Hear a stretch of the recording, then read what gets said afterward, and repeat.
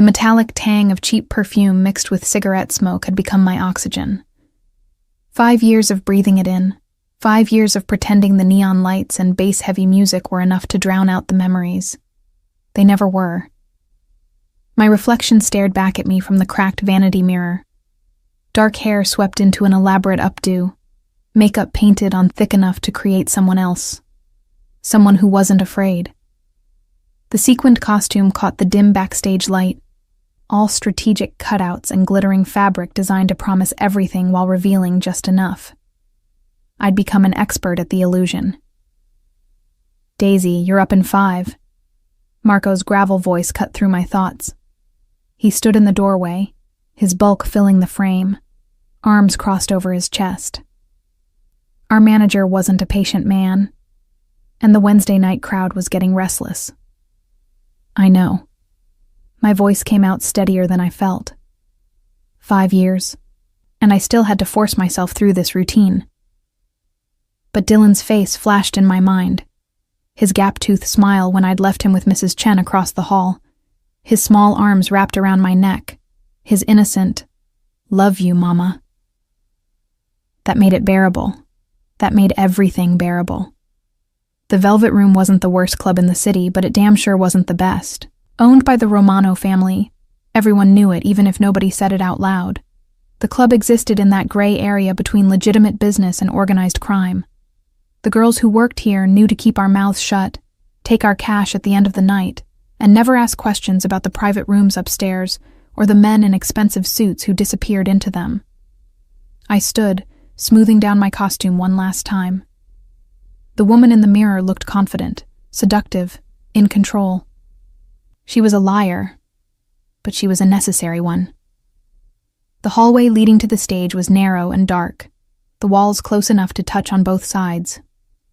My heels clicked against the sticky floor, each step a countdown to the moment I'd have to become someone else entirely. The bass from the main room vibrated through the walls, through my chest, settling somewhere deep in my bones where fear and resignation had taken up permanent residence. Crystal was coming off stage as I waited in the wings, her face flushed and her movements slightly unsteady. She'd been working here longer than me, and it showed in the hardness around her eyes, the way she could disconnect from her body so completely during a performance. "Rough crowd tonight," she muttered, not quite meeting my eyes.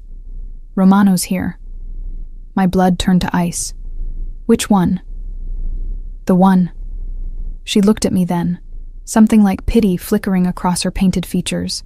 "Dominic. He's in the VIP section with his crew. Been here about an hour." The floor seemed to tilt beneath me. 5 years. 5 years of careful invisibility, of working the afternoon shifts, of making sure I was never here when the big boss made his appearances. 5 years of running, and it all shattered with 2 words. "Daisy!" Marco's bark made me jump. "Move!" My legs carried me forward on autopilot, muscle memory taking over when my brain refused to function. The heavy curtain brushed against my skin as I stepped through it, and then I was on stage, the lights blinding, the music pounding. And somewhere out there in the darkness beyond the stage lights, he was watching. I couldn't see him. The spotlights created a wall of white that made the audience a sea of shadows. But I felt him the way you feel a storm coming, that electric charge in the air that promises violence and transformation in equal measure. My body moved through the choreography I knew by heart. Spin, dip, wrap around the pole, arch back. Every movement calculated to mesmerize, to seduce, to separate drunk businessmen from their cash. But my mind was racing, panic clawing at my throat even as I smiled that practiced, empty smile. He couldn't recognize me. The lights, the makeup, the 5 years that had changed my body. Carrying Dylan had left its marks, softened some angles, sharpened others. I was different now. I had to be different enough. The song changed, a slower tempo, and I adjusted my performance accordingly. My hands slid up the pole, and I lifted myself into an inversion, feeling my hair brush the stage floor as the blood rushed to my head. Upside down, I caught a glimpse of the VIP section. Dark suits, cigar smoke, and in the center, reclined in the booth like a king on his throne, Dominic Romano. Even from this distance, even in the fractured, inverted view, I recognized him. The years had been kind, or cruel, depending on your perspective. He'd always been handsome in that dangerous way that made smart girls stupid, but now he carried himself with the absolute authority of a man who'd solidified his power. His dark hair was swept back from his face, and even from here, I could see the sharp line of his jaw, the broad shoulders that filled out his tailored suit. I righted myself quickly, spinning away, but the damage was done. I'd looked, and in that moment of looking, our eyes had met across the smoky distance. He sat up straighter. My hands trembled as I gripped the pole, continuing the routine on autopilot. Maybe he hadn't recognized me. Maybe I was just another girl, another dancer, another piece of scenery in his world of power and violence. The song ended. I collected the bills that had been tossed onto the stage, kept my eyes down, and walked off with what I hoped looked like casual confidence.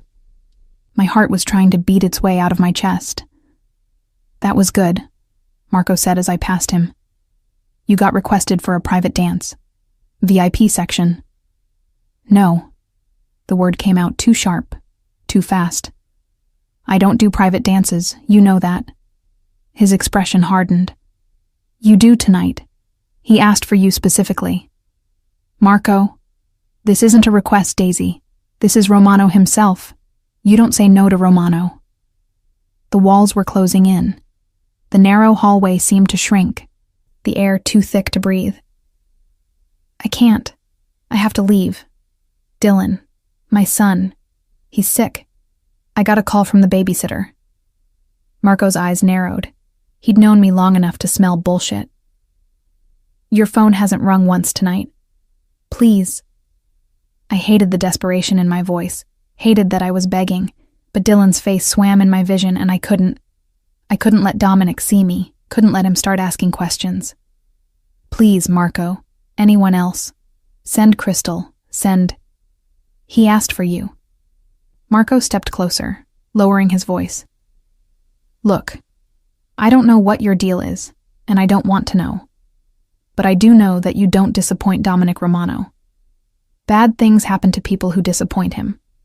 So put on a smile, shake your ass for 10 minutes, and collect a tip that'll probably be more than you make in a week." He walked away, leaving me alone in the hallway with my spiraling thoughts and the certain knowledge that everything I'd built over the past 5 years was about to come crashing down. I stood frozen in that dingy hallway for what felt like hours, but was probably only seconds. My hands were shaking so badly I had to clasp them together, and even then I could feel the tremor running through my entire body. 5 years of careful planning, 5 years of staying invisible, and it was all about to unravel because of one private dance. Crystal emerged from the dressing room, her robe wrapped tight around her thin frame. She took one look at my face and stopped. "Jesus, Daisy, you look like you've seen a ghost. I can't do this." My voice came out strangled, barely above a whisper. "Crystal, please. Can you take this one? Tell Marco you'll go instead?" She shook her head slowly, something like sympathy in her tired eyes. "You know it doesn't work like that. When Romano asks for someone specific, you don't send a substitute. That's how girls disappear, Daisy." The word sent ice down my spine. She meant it literally.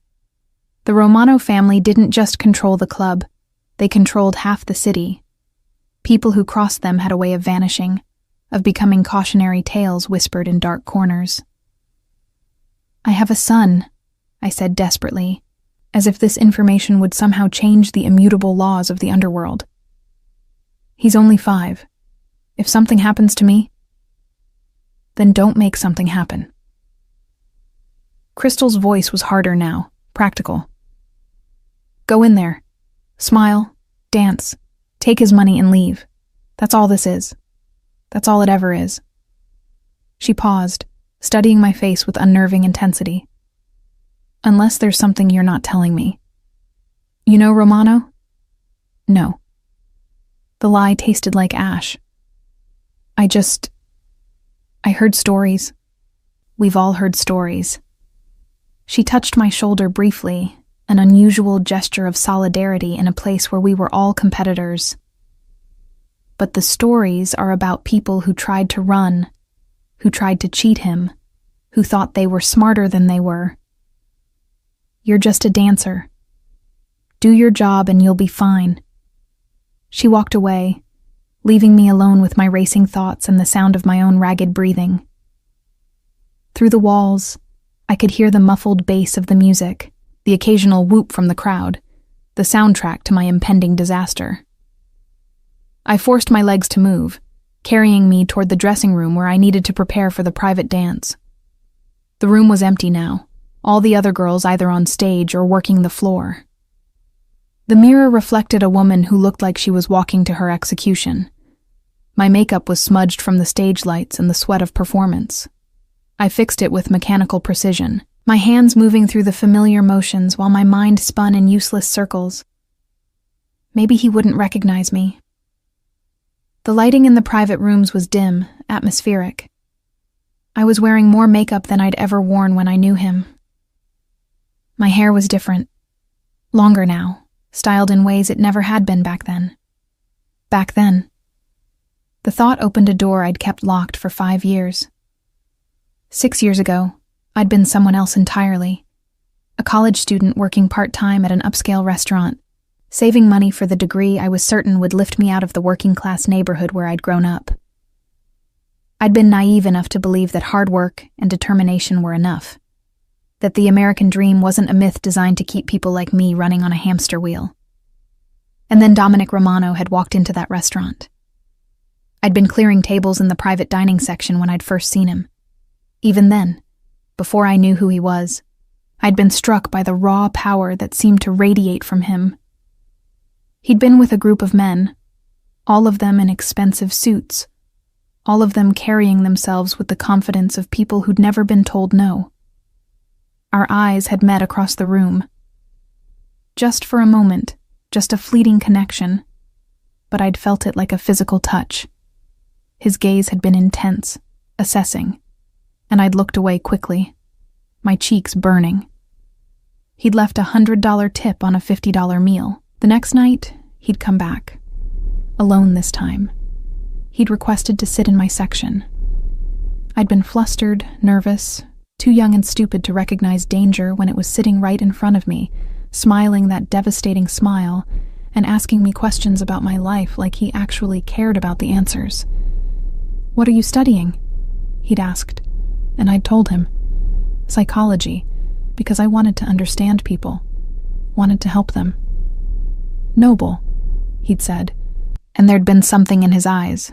Amusement, maybe, or pity. The world needs more people who want to help. I'd been too naive to hear the irony. He'd come back every night for a week. Each time the tips got bigger. Each time the conversation got more personal. By the end of that week, I'd been halfway in love with a man whose last name I didn't even know. The 8th night, he'd waited for me to finish my shift.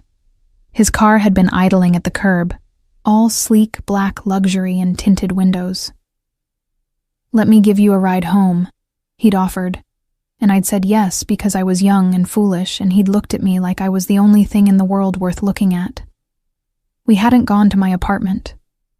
We'd gone to his penthouse, all marble and floor-to-ceiling windows and the kind of wealth I'd only ever seen in movies. He'd poured me wine that probably cost more than my monthly rent, and I'd been so nervous my hands had shaken. "Relax," he'd murmured, standing close enough that I could smell his cologne, something dark and expensive that had made my head spin.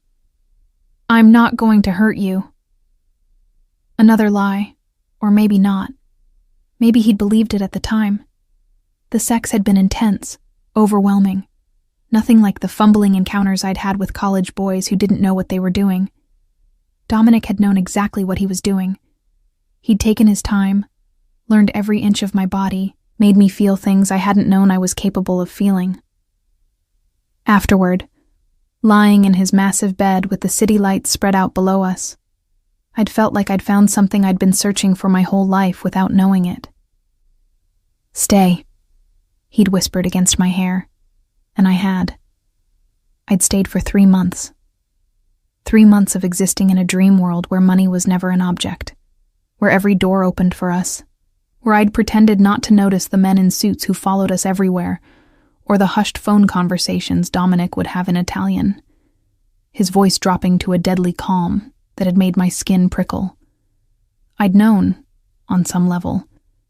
You don't grow up in the city without knowing the name Romano, without knowing what it meant. But I'd been skilled at denial, at convincing myself that what we had was separate from whatever business he conducted. The illusion had shattered on a Tuesday night. I'd come home early from class. I'd still been attending, though less frequently, my dreams of helping people through psychology, seeming smaller and more distant with each passing day. The penthouse had been full of men, their voices raised in argument, and I'd frozen just inside the door. "He's talking to the feds," one of them had been saying. "Bastard thinks he can flip on the family and walk away." "He can't."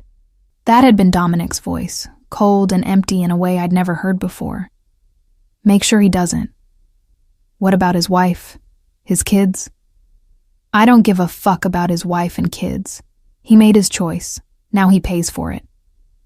I'd stood there, my bag dropping from nerveless fingers, and Dominic had turned.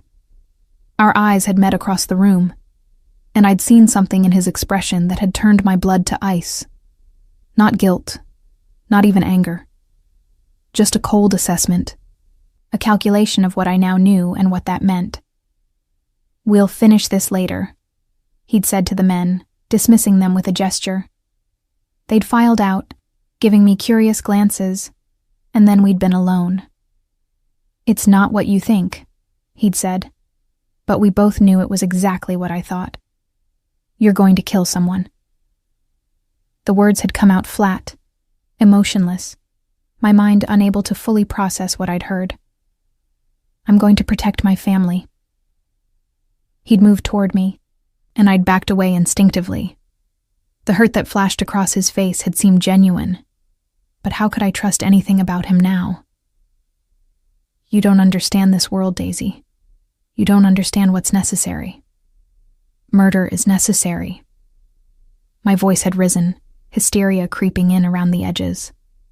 "That man has kids, Dominic. Kids who are going to grow up without a father because he...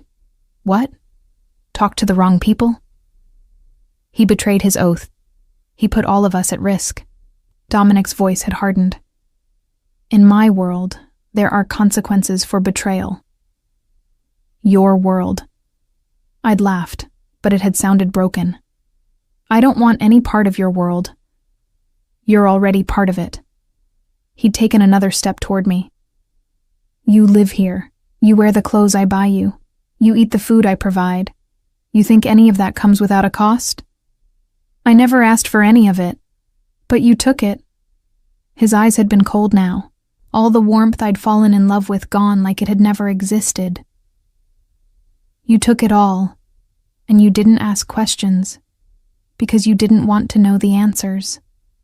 He'd been right, and that had made it so much worse.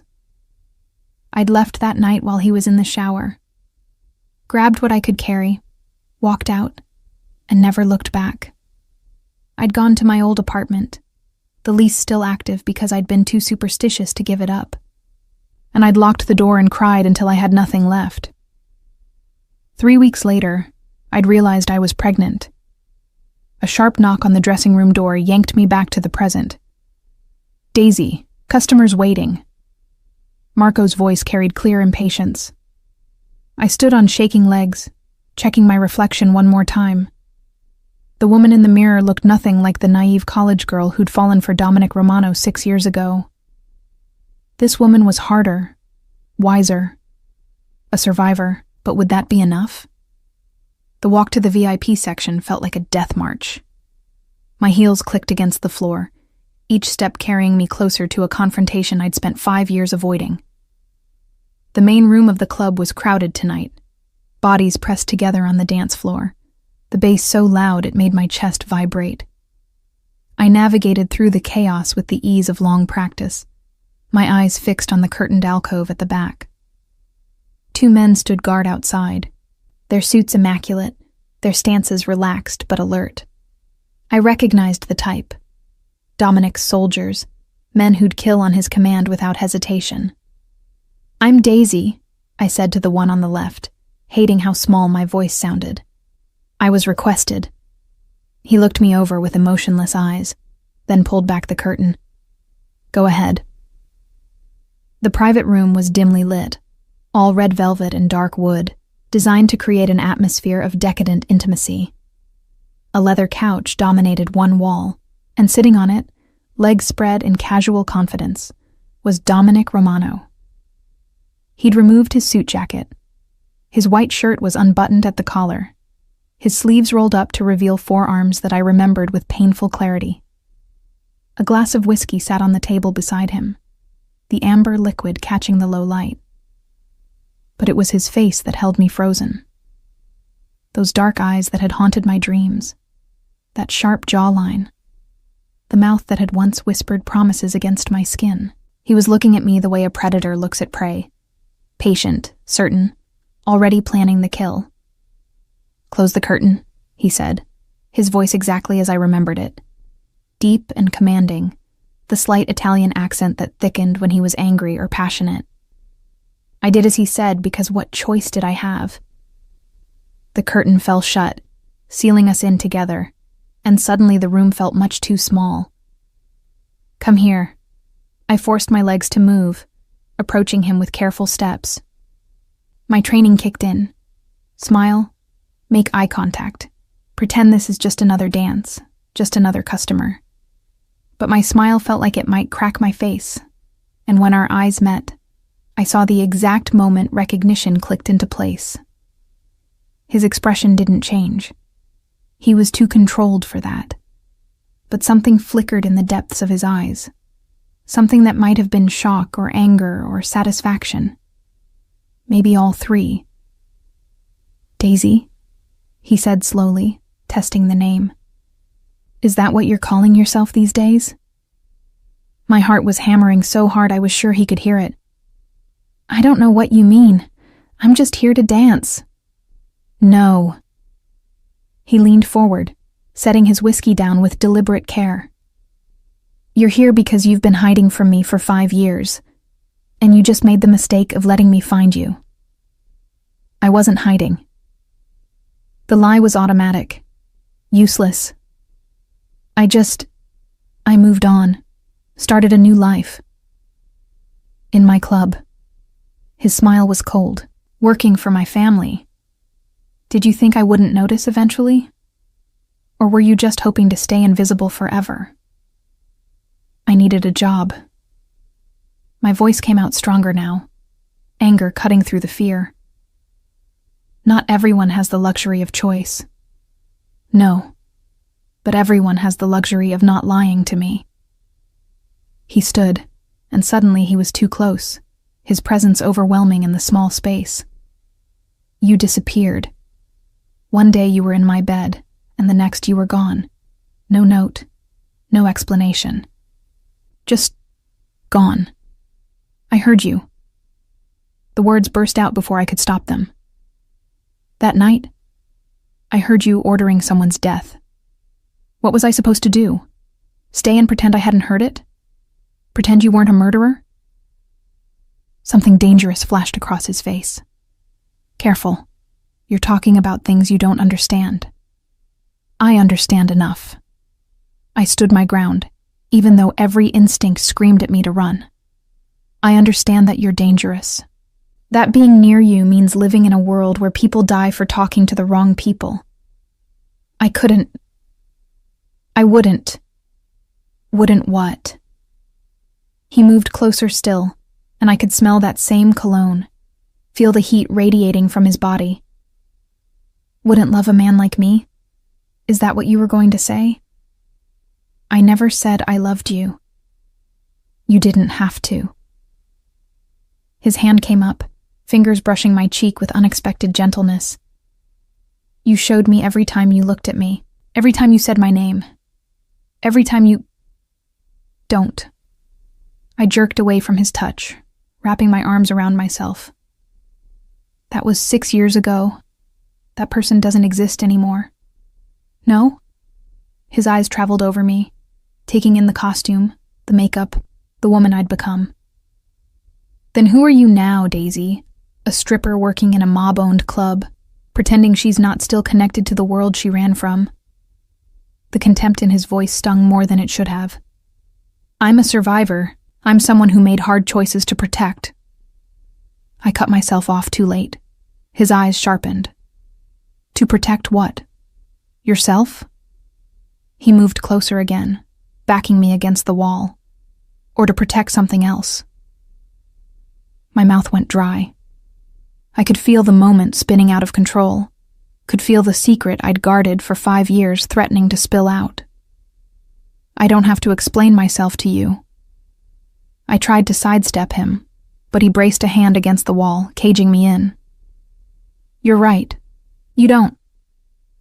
His voice dropped lower, dangerous. But you're going to anyway. Because I own this club, Daisy. I own this whole fucking city. And whether you like it or not, that means I own you too. You don't own me. But my voice shook, betraying my fear. No? He leaned in, his breath warm against my ear. Then walk out of here, right now. Leave the club, leave the city, and don't look back. I wanted to. God, I wanted to. But Marco's words echoed in my head. Bad things happen to people who disappoint him. That's what I thought. He pulled back slightly, studying my face. So here's how this is going to work.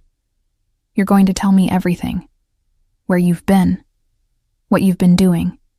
Why you ran. And if I don't? His smile was cold. Then I'll find out anyway. I have resources you can't imagine, Daisy. I could have found you years ago if I'd really looked. But I respected your choice to leave. I let you go. His hand came up again, this time gripping my chin and forcing me to meet his eyes. But now that I've found you, I'm not making that mistake again. What do you want from me? The question came out as a whisper. The truth. Starting with why you're really here. His thumb brushed across my lower lip, a gesture that should have felt intimate but felt more like a threat. You were studying psychology. You were going to save the world. And now you're taking your clothes off for strangers in a club. What happened, baby? What made you fall so far? The endearment, so familiar and so wrong coming from his mouth now, made something crack inside me. You happened. You and your world and your violence. I couldn't. My voice broke. I couldn't bring a child into that. The words hung in the air between us. I watched his face, saw the moment my meaning registered, saw the shock, and then the terrible dawning understanding. A child, he repeated slowly. You were pregnant. I couldn't speak, could only nod, tears spilling down my cheeks and probably ruining my makeup. His hand fell away from my face. He stepped back, and for the first time since I'd entered the room, he looked uncertain. You had my child. I had my child. The correction came out fierce, protective. Mine. You weren't part of it. You couldn't be. Where? The question came out hoarse. Where is... Somewhere safe, somewhere far away from you and your world. It was a lie. Dylan was 15 minutes away, probably already asleep in his small bed, clutching the stuffed bear that had been his companion since infancy. But Dominic couldn't know that. He could never know that. Boy or girl? His voice had gone quiet, but there was something underneath it, something volatile and dangerous. That's none of your business. The fuck it isn't. The veneer of control cracked, anger bleeding through. That's my kid you're talking about. My blood. Your blood, I repeated bitterly. Is that all that matters to you? DNA? Because being a father is more than just biology, Dominic. It's about being there, being safe, being someone a child can trust. And you decided I wasn't worthy of that chance. It wasn't a question.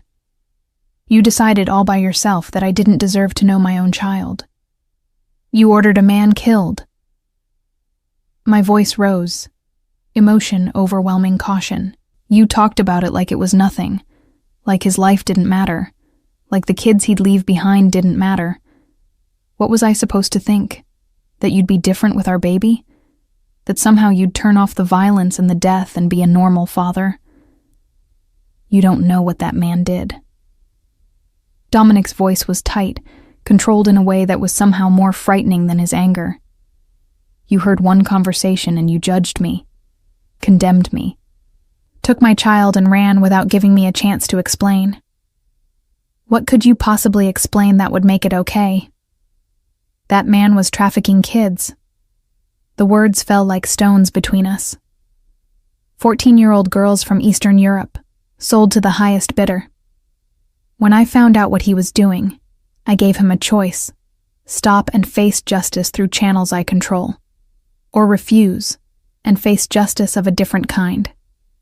He chose to run to the feds, tried to cut a deal that would have protected himself while letting his partners continue the operation. I stared at him, my certainty crumbling. You're lying. I'm not.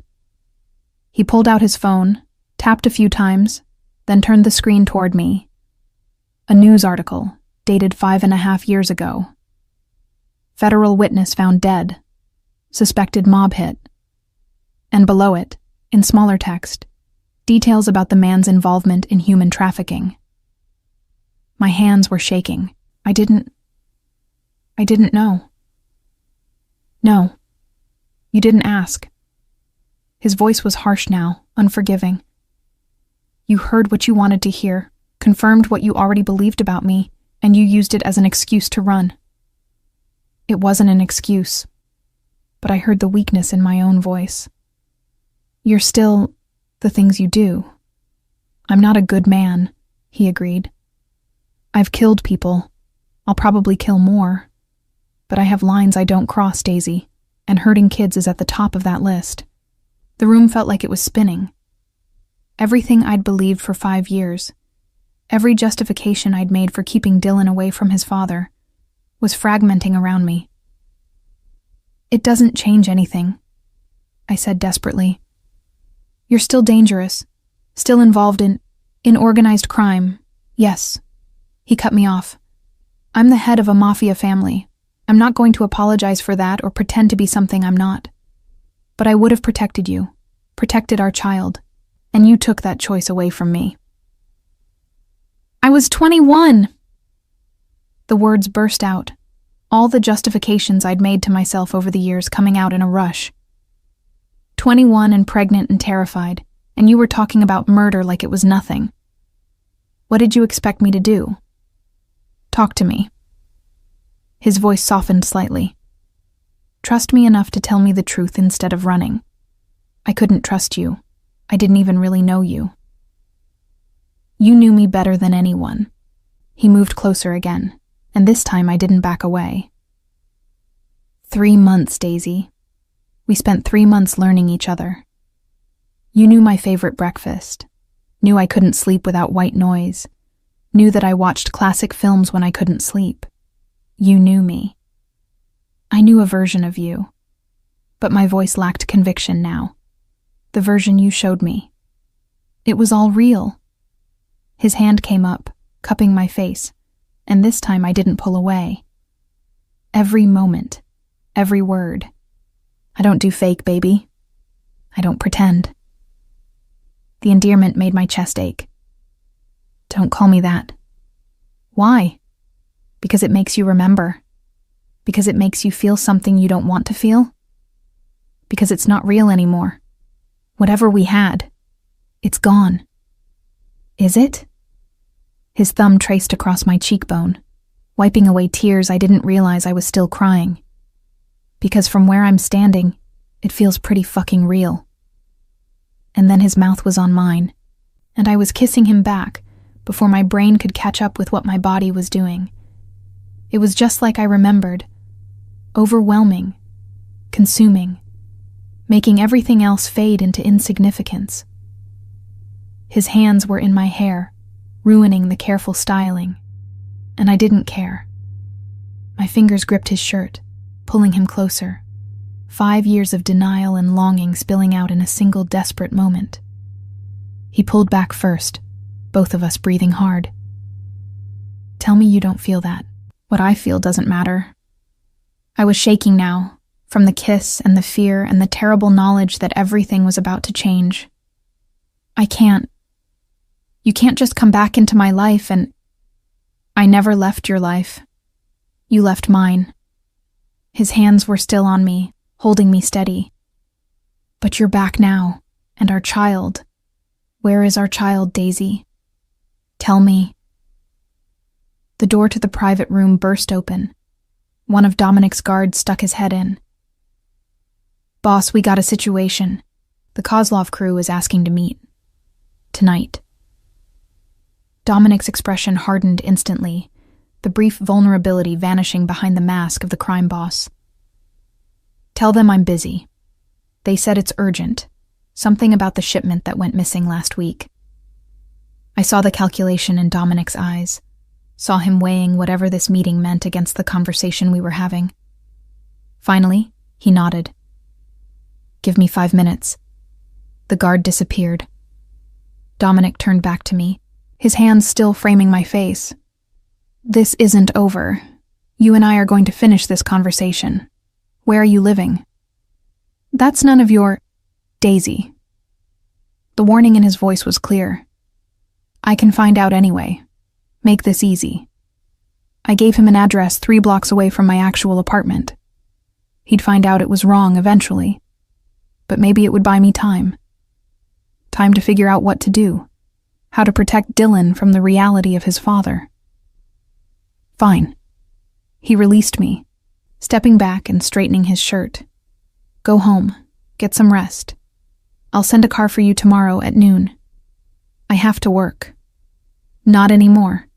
Marco is going to give you a very generous severance package, and you're going to accept it. You can't just... I can. I am.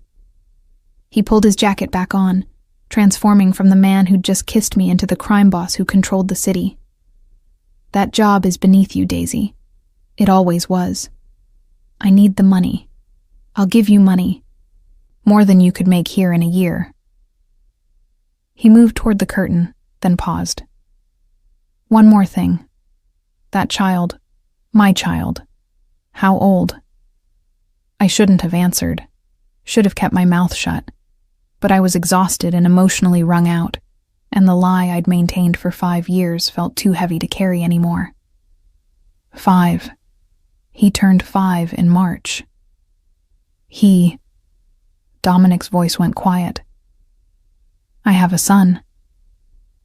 And then he was gone, leaving me alone in the private room with the certain knowledge that everything I'd built, every protection I'd tried to put in place, was about to come crashing down around me. I sank onto the couch, my legs no longer able to hold me. Through the walls, I could hear the bass of the music, the sound of the club continuing on as if my world hadn't just been ripped apart. I had to get home, had to get to Dylan, had to figure out what I was going to do now that Dominic knew the truth. But as I stood on shaking legs and made my way out of the VIP section, I caught sight of my reflection in one of the mirrors behind the bar. My lipstick was smudged, my hair messed up, my eyes wild and frightened. I looked like exactly what I was, a woman caught between the past and the present, between love and fear, between the safety I'd tried to build and the danger I'd never really escaped. And somewhere in the city, the father of my child was probably already mobilizing his considerable resources to find where we really lived, to find his son, to insert himself into our lives in a way I'd spent 5 years preventing. The cage I hadn't realized I was building around us was finally closing, and there was nowhere left to run. I made it 3 blocks from the club before my legs gave out. The night air was cold against my skin, cutting through the thin jacket I'd thrown over my costume, and I leaned against a brick wall, gulping in breaths that tasted like exhaust fumes and desperation. My phone buzzed. Mrs. Chen, probably wondering where I was. I was already an hour past when I'd said I'd be home. With shaking fingers, I pulled it out and saw not Mrs. Chen's name, but an unknown number. The text was brief. "The address you gave me is a laundromat. Don't insult my intelligence again. D." Of course he'd already checked. Probably had someone driving past while I was still walking out of the club. I wanted to throw the phone, wanted to scream, but instead, I just stood there in the cold, watching my breath mist in the air, and wondering how everything had gone so wrong so fast. Another text. "Car will be at your real address tomorrow at noon. Be ready." He knew. Somehow he already knew where I lived. The thought made my skin crawl even as something deeper, something I didn't want to examine, stirred at his determination to find me. I forced myself to move, walking the remaining blocks to my apartment building with increasing urgency. It was a walk-up in a neighborhood that tried hard to be respectable, but couldn't quite manage it.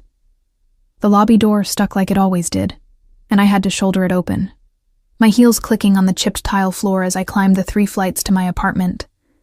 Mrs. Chen opened her door before I could even knock, her weathered face creased with concern. She was in her 70s, a widow who'd lived in the building longer than I'd been alive, and she'd become something like family over the past 5 years. "Dylan, okay?" I asked immediately, trying to keep the panic out of my voice. Sleeping like an angel, her sharp eyes took in my appearance, the smudged makeup, the disheveled hair, the barely concealed fear in my expression. "You okay, Daisy? You look like you've seen a ghost." "I'm fine. Just a long night." The lie came easily after years of practice. I paid her for watching Dylan, adding an extra 20 I couldn't really afford. "Thank you, Mrs. Chen. I don't know what I'd do without you." She waved away the money like she always did, even as she pocketed it. "That boy is a blessing. Never any trouble." She hesitated, then added, "There was a man asking about you earlier. Well-dressed. Drove a fancy car." My heart stopped. "What did you tell him?" "Nothing. I don't know you." She gave me a significant look. "That's what I told him. I don't know no Daisy in this building." Relief made my knees weak. "Thank you." "But Daisy?" She caught my arm as I turned to go. "Men like that, men with expensive cars and cold eyes, they don't take no for an answer. Whatever you're running from, it found you. You be careful." I nodded, unable to speak past the lump in my throat, and went to collect my son. Dylan was sprawled across Mrs. Chen's couch, his small body completely relaxed in sleep. His dark hair, so like his father's, fell across his forehead, and his face held that perfect peace that only children could achieve. He was wearing his favorite pajamas, the ones with dinosaurs, and clutching the stuffed bear I'd bought him at a thrift store 3 years ago. Looking at him, I felt the familiar surge of fierce love mixed with terror. I'd created this perfect little person, had spent 5 years protecting him from a world that would see him as nothing more than a bargaining chip, an heir to a criminal empire, a symbol of power rather than the sweet, funny, bright boy he actually was. And now Dominic knew about him. I gathered Dylan carefully, trying not to wake him. He stirred slightly, his arms wrapping around my neck in that automatic way he had, murmuring, "Mama," in his sleep. The word nearly broke me. "Love you, baby," I whispered against his hair. "I'm going to keep you safe. I promise." Back in our apartment, I laid Dylan in his bed and stood watching him sleep, trying to memorize every detail of this moment. Tomorrow, everything would change. Tomorrow, Dominic would come, and there would be no more running, no more hiding. I should have felt terrified, and I did. But underneath the terror was something else, a treacherous sense of relief that the secret I'd been carrying for 5 years was finally exposed. That I wouldn't have to lie to Dylan anymore about why he didn't have a father. that the exhausting work of staying invisible might finally be over. The thought made me sick with self-loathing. What kind of mother felt relieved that her child's safety was compromised? I changed out of my costume, scrubbed the makeup from my face until my skin was pink and raw, and crawled into bed. But sleep wouldn't come. Instead, I lay staring at the ceiling, remembering. Not the night I'd overheard Dominic ordering that man's death, though that memory was seared into my brain, but all the moments before. The good moments I'd tried so hard to forget, because remembering them made everything hurt worse. The morning he'd made me breakfast in his enormous kitchen, wearing nothing but low-slung pajama pants, his hair still messy from sleep. He'd been surprisingly competent, moving around the space with easy confidence. And when he'd set the plate in front of me, perfect eggs and toast and fresh fruit, I'd felt something dangerous bloom in my chest. "Where'd you learn to cook?" I'd asked. And he'd smiled that devastating smile. "My mother. Before she died, she made sure all her children knew how to fend for themselves. Said she wouldn't raise any useless sons." The smile had faded slightly. "She died when I was 15. Cancer." "I'm sorry," I'd said, and meant it. I'd lost my own mother young, a car accident when I was 12, and the grief of it never really went away. "She would have liked you." He'd sat across from me, his eyes soft in a way I'd rarely seen. "She always said I needed someone to see past the family name, past the money, someone who saw me." "I do see you," I'd whispered, and I'd meant it, or thought I had. Another memory, walking through Central Park on a Sunday afternoon, his hand in mine, both of us wearing sunglasses and casual clothes, trying to pretend we were normal people living normal lives. He'd bought us ice cream from a vendor, and we'd sat on a bench watching people go by. "What would you do?" I'd asked him suddenly. If your life was different, what would you want to be?" He'd considered the question seriously, not laughing it off like I'd half expected. "An architect, maybe. I like the idea of building things, creating spaces that make people feel something. My father used to take me to construction sites when I was a kid, before I understood what we really did. I loved watching the buildings go up, seeing something permanent emerge from chaos." "You could still do that," I'd said naively. "It's not too late to change." His smile had been sad. "For men like me, it's always too late. I was born into this life, Daisy. The choice was made before I could walk." "That's not true. You always have a choice." He'd kissed me then, soft and gentle, and whispered against my lips. "I already made my choice. I chose you." The memory made my eyes sting. How had I forgotten that moment? How had I let one terrible night erase all the good ones? But it hadn't been just one night, I reminded myself. It had been the culmination of dozens of small moments. The phone calls he'd taken in the middle of dinner, speaking rapid Italian that I couldn't follow. The men who appeared at odd hours, their faces hard and closed. The way people stepped out of Dominic's path when we walked down the street, the mixture of fear and respect in their eyes. I'd been willfully blind, convincing myself that love would be enough, that I could exist in his world without being touched by its darkness. And then I'd heard him order a man's death, and all my comfortable illusions had shattered. Except now I knew the truth. That man had been trafficking children, that Dominic's murder had been justice of a kind, even if it wasn't the legal kind. Did that make it right? Did that absolve him? I didn't know. Couldn't know. The moral universe I'd grown up in, where right and wrong were clear, where violence was always bad and the law was always good, had never accounted for the complexity of Dominic's world. My phone buzzed again. Another text from him. "Can't sleep either?" I shouldn't respond. Should ignore him, maintain what little distance I could. But my fingers moved before my brain could stop them. "How do you know I'm awake?" "Because I know you." You're lying in bed, staring at the ceiling, overthinking everything." He was right, which annoyed me. Arrogant much? Accurate much? A pause, then, "Tell me about him. Our son." I closed my eyes, torn between the instinct to protect Dylan and the growing realization that I'd already lost that battle. Finally, I typed, "His name is Dylan.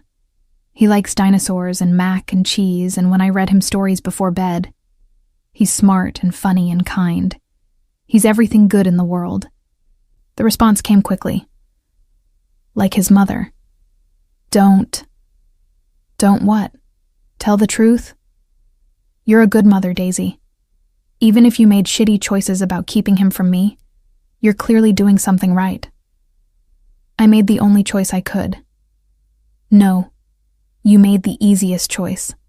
The one that didn't require you to be brave, to trust, to risk. The words hit like a physical blow because part of me feared they were true. You don't get to judge me. You don't get to tell me what I should have done. You're right. I don't. Another pause. But I get to be angry that I missed 5 years of my son's life. I get to be furious that you took that from me. I didn't know what to say to that, so I said nothing. After a few minutes, another text came through. Does he know about me? Does he ask? My eyes were burning now, tears sliding down my temples into my hair. He asks sometimes. I told him his father had to go away, that it wasn't his fault, that you loved him even if you couldn't be here. You told him I loved him? There was something in those words, surprise maybe, or gratitude. I wouldn't let him think he wasn't wanted. Whatever else you are, you didn't know about him. It wouldn't be fair to let him believe you chose to leave. No, but it would have been accurate, because I didn't choose to leave. You took that choice away from me. I set the phone down, unable to continue the conversation. He was right. I'd made a choice for both of us, for all three of us, and maybe it had been the wrong one. But I couldn't undo it now. Couldn't go back and handle things differently. All I could do was face tomorrow and whatever it brought. And the knock came at exactly noon. I'd been awake since 6, watching Dylan eat his breakfast, Cheerios with sliced banana, and trying to figure out what to tell him. In the end, I'd settled on a version of the truth. A friend of Mommy's is coming to visit today. Someone I used to know a long time ago. Is it a fun friend? Dylan had asked, his mouth full of cereal. I don't know yet, baby. Now I stood at the door, Dylan playing with his toy cars on the living room floor, and tried to steady my breathing before opening it. It wasn't Dominic on the other side. It was one of his men, the same guard who'd been at the club, his expression professionally neutral. Ms. Daisy, Mr. Romano sent me to collect you and the boy. We're not going anywhere. I kept my voice low, aware of Dylan in the next room. Mr. Romano anticipated you might say that. He held out an envelope. He asked me to give you this. Inside was a check, more money than I'd make in 2 years at the club, and a note in Dominic's bold handwriting. For Dylan, whether you come today or not. But please come. We need to talk. D. I stared at the check, my hands shaking. It was too much money. Enough to get us out of this apartment, to put Dylan in a better school, to stop worrying about every expense. It was also clearly a bribe, a way of demonstrating Dominic's power and resources. Where are we going? I asked finally. Mr. Romano's estate, outside the city. I have to work. No, you don't. Mr. Romano spoke with your employer. You've been given a leave of absence. Of course he had, because Dominic Romano didn't ask permission. He simply made things happen. And if I refuse? The guard's expression didn't change. Then I wait. Mr. Romano was very clear. No force, no pressure. But I'm to remain until you agree to come. I looked past him to where a black SUV idled at the curb. Through the tinted windows, I could see another figure in the driver's seat. Dominic really had sent a whole security detail just to pick us up. "Give me 10 minutes to get Dylan ready." Dylan was excited about the adventure, as I'd framed it. He chattered the entire drive, asking questions about the car. "It's so big, Mama. And where we were going. Is it like a castle? And whether there would be snacks? I'm hungry already." I answered mechanically, my mind racing. The city gave way to suburbs, then to countryside, the estates getting larger and more isolated the further we drove. Finally, we turned down a long private drive lined with old trees, and at the end of it sat a house that could only be described as a mansion. "Whoa," Dylan breathed, his face pressed to the window. "Is this where your friend lives?" "Yes, baby. He must be really rich." "He is." The guard opened our door, and I climbed out, holding Dylan's hand tightly as we approached the massive front entrance. Before we could knock, the door swung open, and there stood Dominic. He'd dressed casually, jeans and a navy sweater, but he still looked like he'd stepped out of a magazine. His dark hair was slightly disheveled, and there was a tension in his jaw that suggested he'd been as nervous about this meeting as I was. But all of that faded when his eyes fell on Dylan. I watched his face transform, the hard mask of the crime boss cracking to reveal something raw and unguarded. He stared at his son like he was seeing a miracle, and maybe he was. Dylan had Dominic's eyes, his bone structure, his thick dark hair. There was no denying the resemblance. "Hi," Dylan said, with the friendly confidence of a 5-year-old who hadn't yet learned to fear strangers. "I'm Dylan. Are you Mama's friend?" Dominic seemed to struggle for words. When he finally spoke, his voice was rough. "I am. My name is Dominic. It's very nice to meet you, Dylan." He looked at me then, and I saw accusation and wonder and anger and love all mixed together in his expression. "Come in, please." The interior of the house was as impressive as the exterior, all high ceilings and expensive furnishings and artwork that probably cost more than most people made in a lifetime. But Dominic led us not to some formal sitting room, but to a comfortable den with overstuffed couches and a massive television. "I wasn't sure what 5-year-olds like," he admitted, gesturing to a corner where he'd apparently set up an entire toy store's worth of options. "So I got, well, everything." Dylan's eyes went wide. "Are all these for me?" I started to say no, to tell him he couldn't accept such extravagant gifts, but Dominic spoke first. "Yes, all for you." Dylan looked at me for permission, and I found myself nodding, despite every instinct screaming that this was wrong, that we shouldn't accept anything from Dominic, that taking his gifts would only entangle us further. But the joy on my son's face as he ran to explore the toys made it impossible to say no. "We need to talk," Dominic said quietly, once Dylan was absorbed in examining a complex dinosaur playset. "Alone. I'm not leaving him. I'm not asking you to. Maria, my housekeeper, is excellent with children. She raised 3 of her own. She'll stay with him while we talk. Right here, where you can see him through that door." He gestured to an adjoining room visible through wide French doors. I wanted to refuse, wanted to grab Dylan and run. But Mrs. Chen's words echoed in my head. Men like that don't take no for an answer. "Fine. But if he gets upset, we stop immediately." Agreed. Maria turned out to be a warm, grandmotherly woman who won Dylan over in seconds with promises of cookies and stories. I watched through the open doors as she settled him on the couch with a book, close enough that I could intervene if needed, but far enough for the privacy Dominic clearly wanted. "Drink?" he offered, moving to a bar cart in the corner. "It's noon. And you look like you need one." He poured 2 glasses of whiskey anyway, handing me one. "For medicinal purposes." I took it, sipping the expensive liquor and feeling it burn down my throat. Dominic sat across from me, his elbows on his knees, his whole attention focused on me in a way that made my skin prickle. "He's beautiful," he said finally. "Perfect. You did good, Daisy." "Don't." My voice came out sharper than intended. "Don't compliment my parenting and act like we're co-parents here. You're a stranger to him. That's not going to change just because you bought him a room full of toys. I'm not trying to buy him." His voice was patient, controlled. I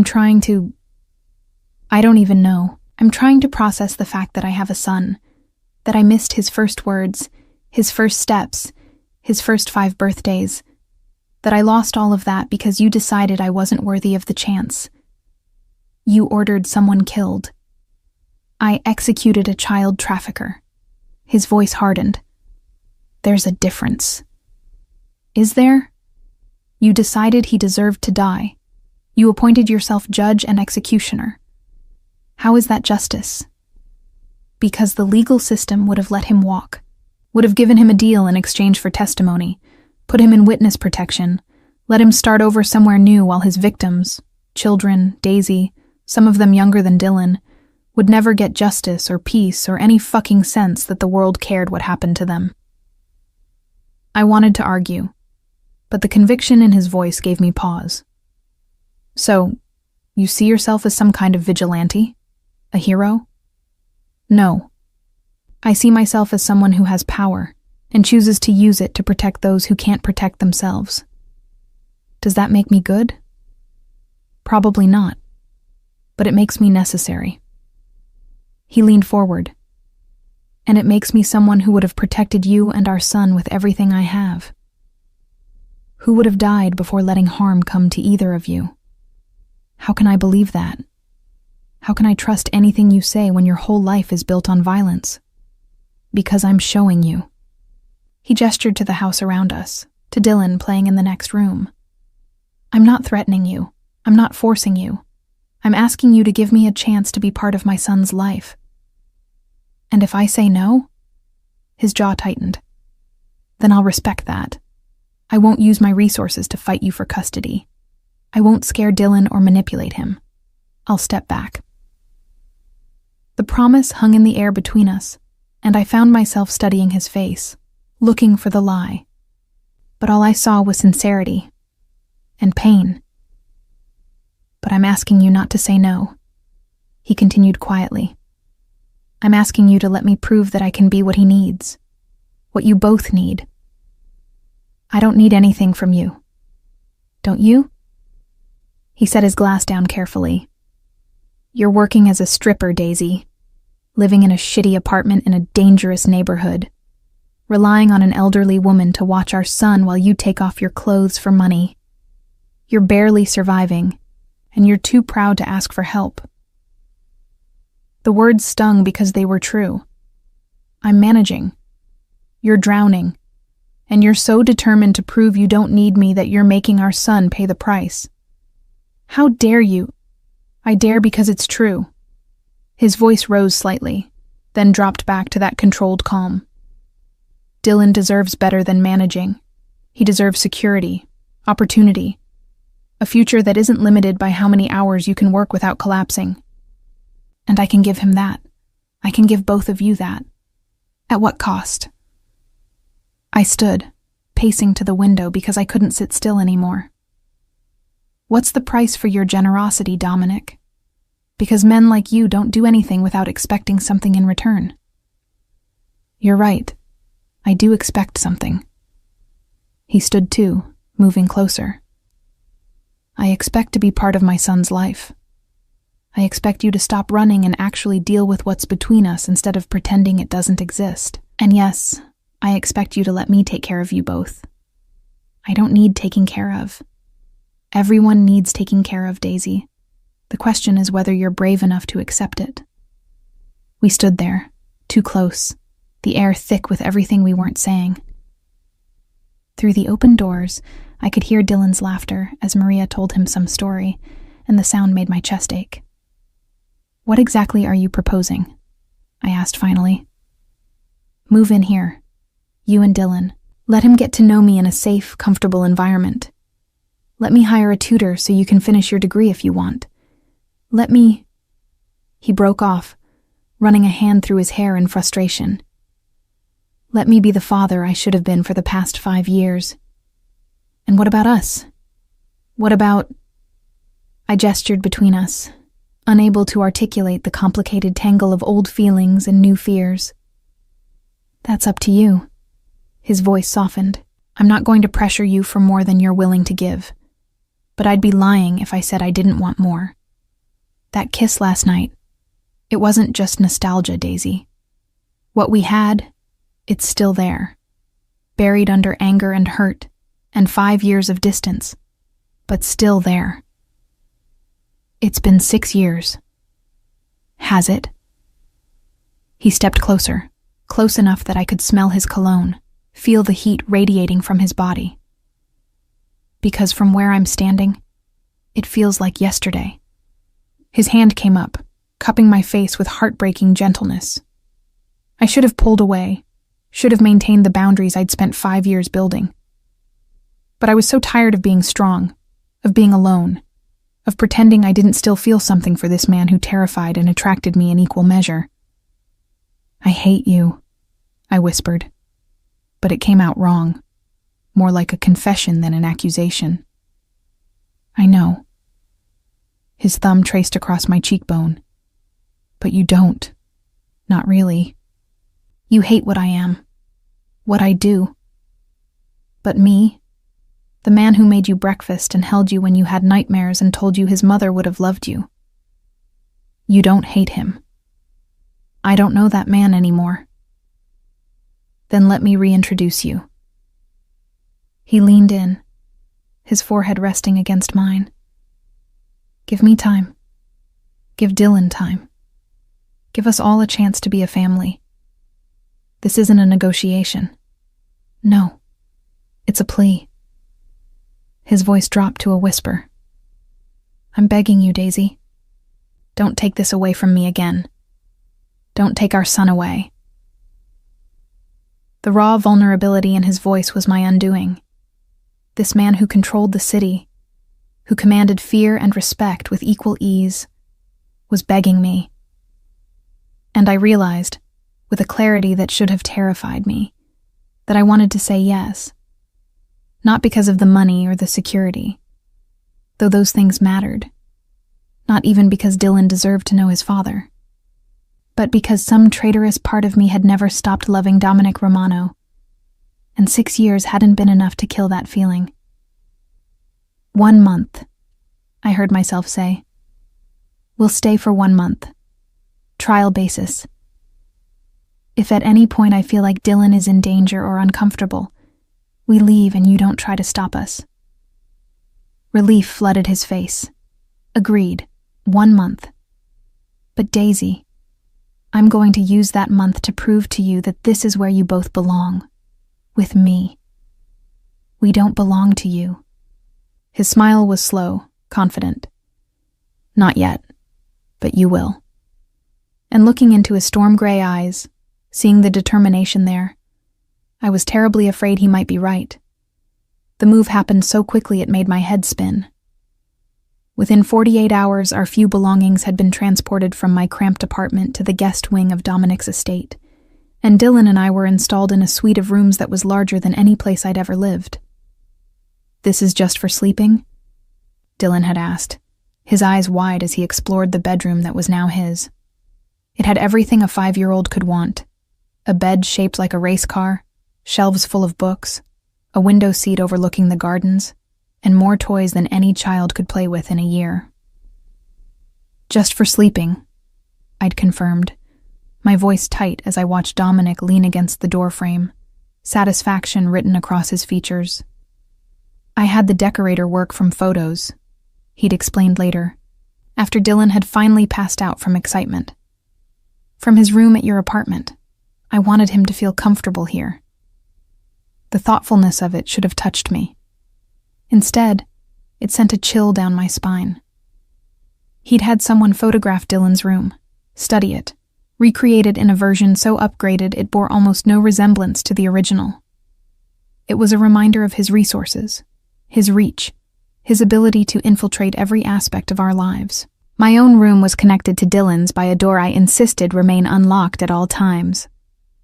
It was beautiful in an impersonal way.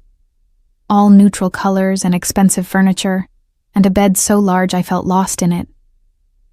The attached bathroom had a soaking tub and a shower with more jets than seemed necessary, and the walk-in closet had been stocked with clothes in my size, all with the tags still on.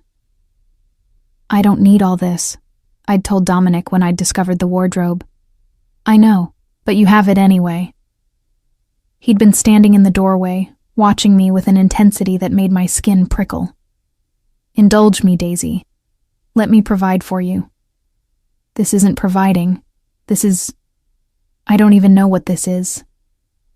It's me making up for lost time." His voice had gone soft. "I should have been buying you things for the past 6 years. Should have been making sure you and Dylan had everything you needed. Let me do it now." I'd wanted to argue, but the exhaustion of the past few days had caught up with me, and I'd simply nodded and turned away before he could see the tears threatening to fall. Now, 3 days into our trial month, I stood at the window of my room watching Dylan play in the gardens below with Maria. He was laughing, chasing butterflies with a net Dominic had produced from somewhere, and he looked happier than I'd seen him in months. The guilt of that observation sat heavy in my chest. Had I been so focused on protecting him from Dominic that I'd failed to see what I was actually protecting him from? A better life? Resources? Security? "You're overthinking again." Dominic's voice came from behind me and I jumped. I hadn't heard him enter. "I can practically see the wheels turning. Don't you knock? It's my house. It's my room." He had the grace to look slightly abashed. "You're right.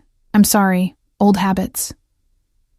He moved to stand beside me at the window, close enough that our arms almost touched. "He's happy here. For now, it's all new and exciting. Give it time." "I intend to give it all the time in the world." He glanced at me, his expression serious. "How are you settling in?" "Fine." The lie came automatically. Liar, but his tone was gentle. "You've barely left these rooms except to be with Dylan. Maria says you won't even come down for meals. You have her bring trays up here. I'm not comfortable eating in that formal dining room." "Then we'll eat somewhere else. The kitchen, the terrace. Hell, we can eat in the garden if that's what it takes to get you out of this room." He turned to face me fully. "You're not a prisoner here, Daisy. You're my guest. Act like it." Guest implies temporary. Does it? His hand came up, tucking a strand of hair behind my ear in a gesture so familiar it made my breath catch. Because I was thinking of it more as permanent. We had a deal. 1 month.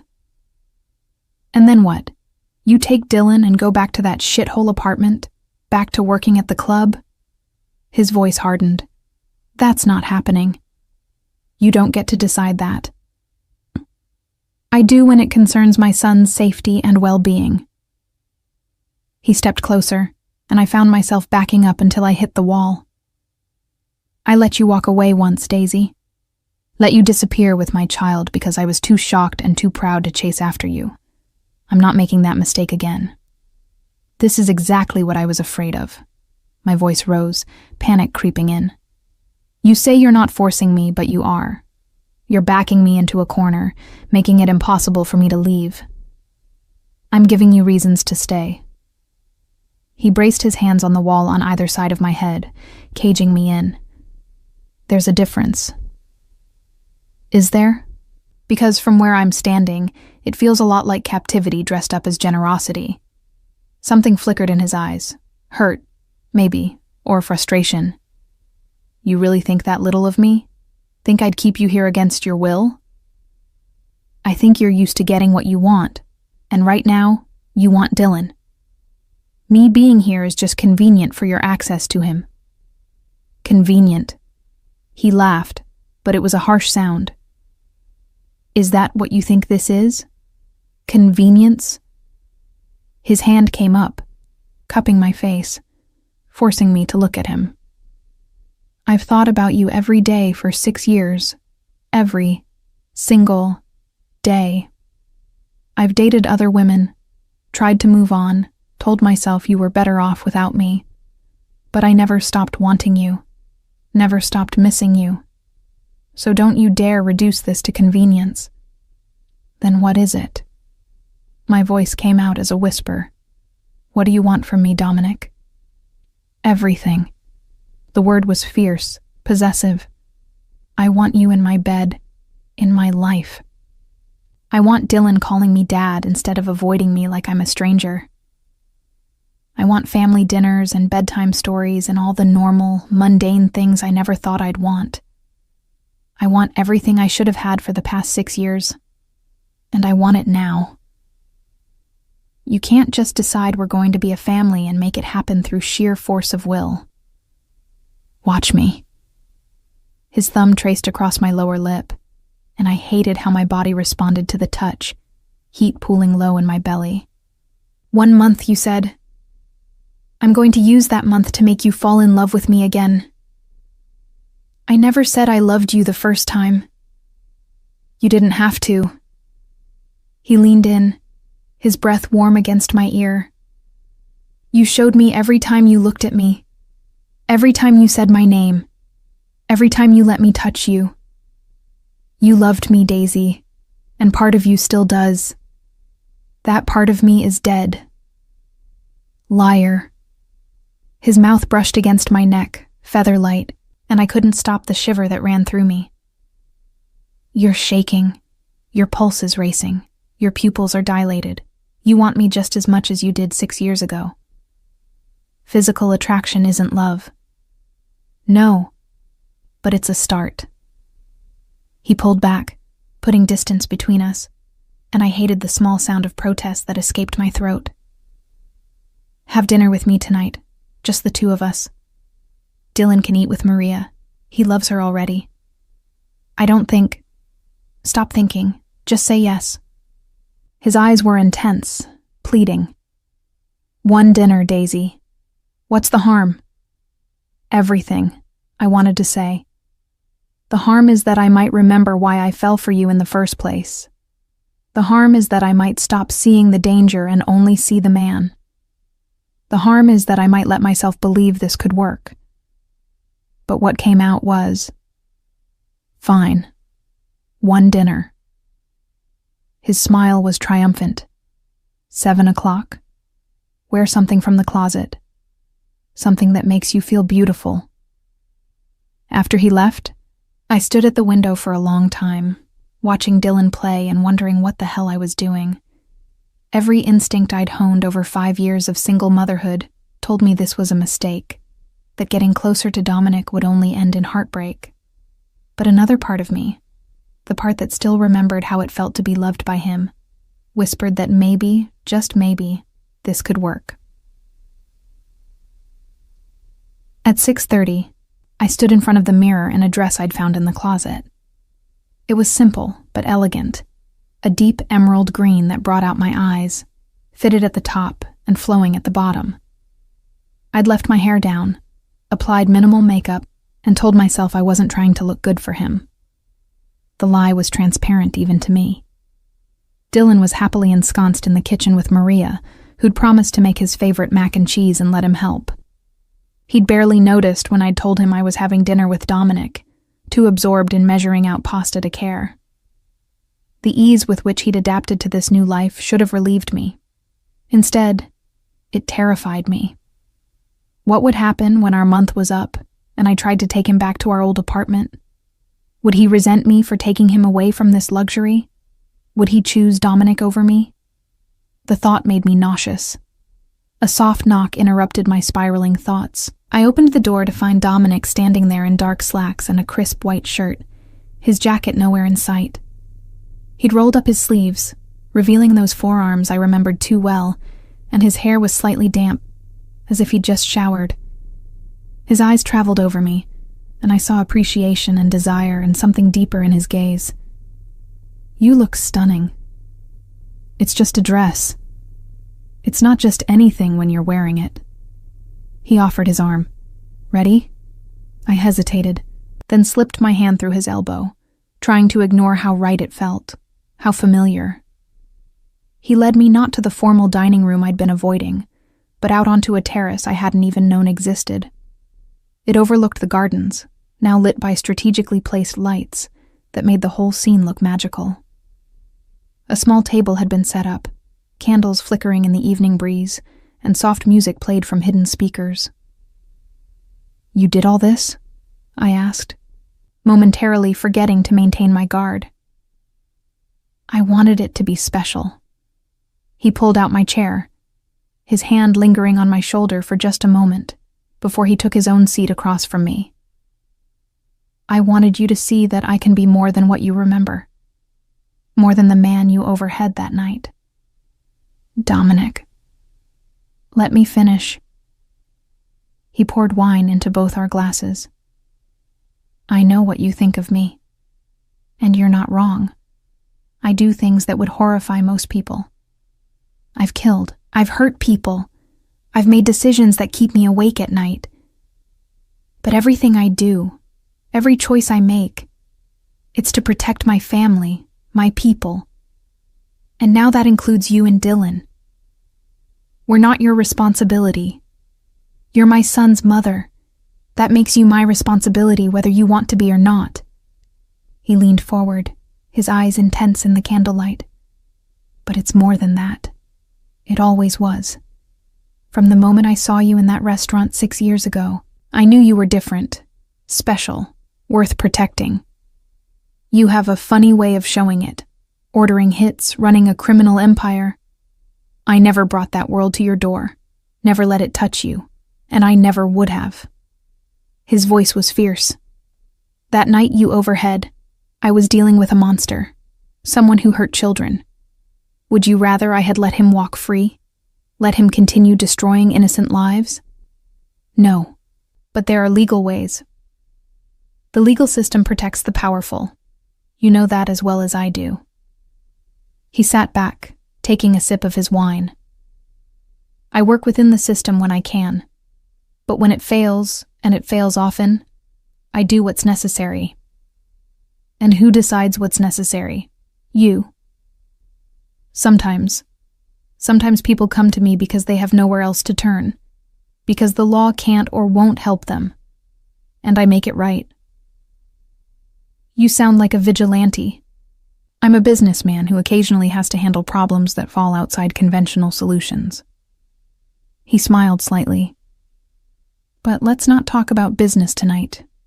I want to know about you, about the past 6 years, about what you've been doing besides raising my son." "There isn't much to tell.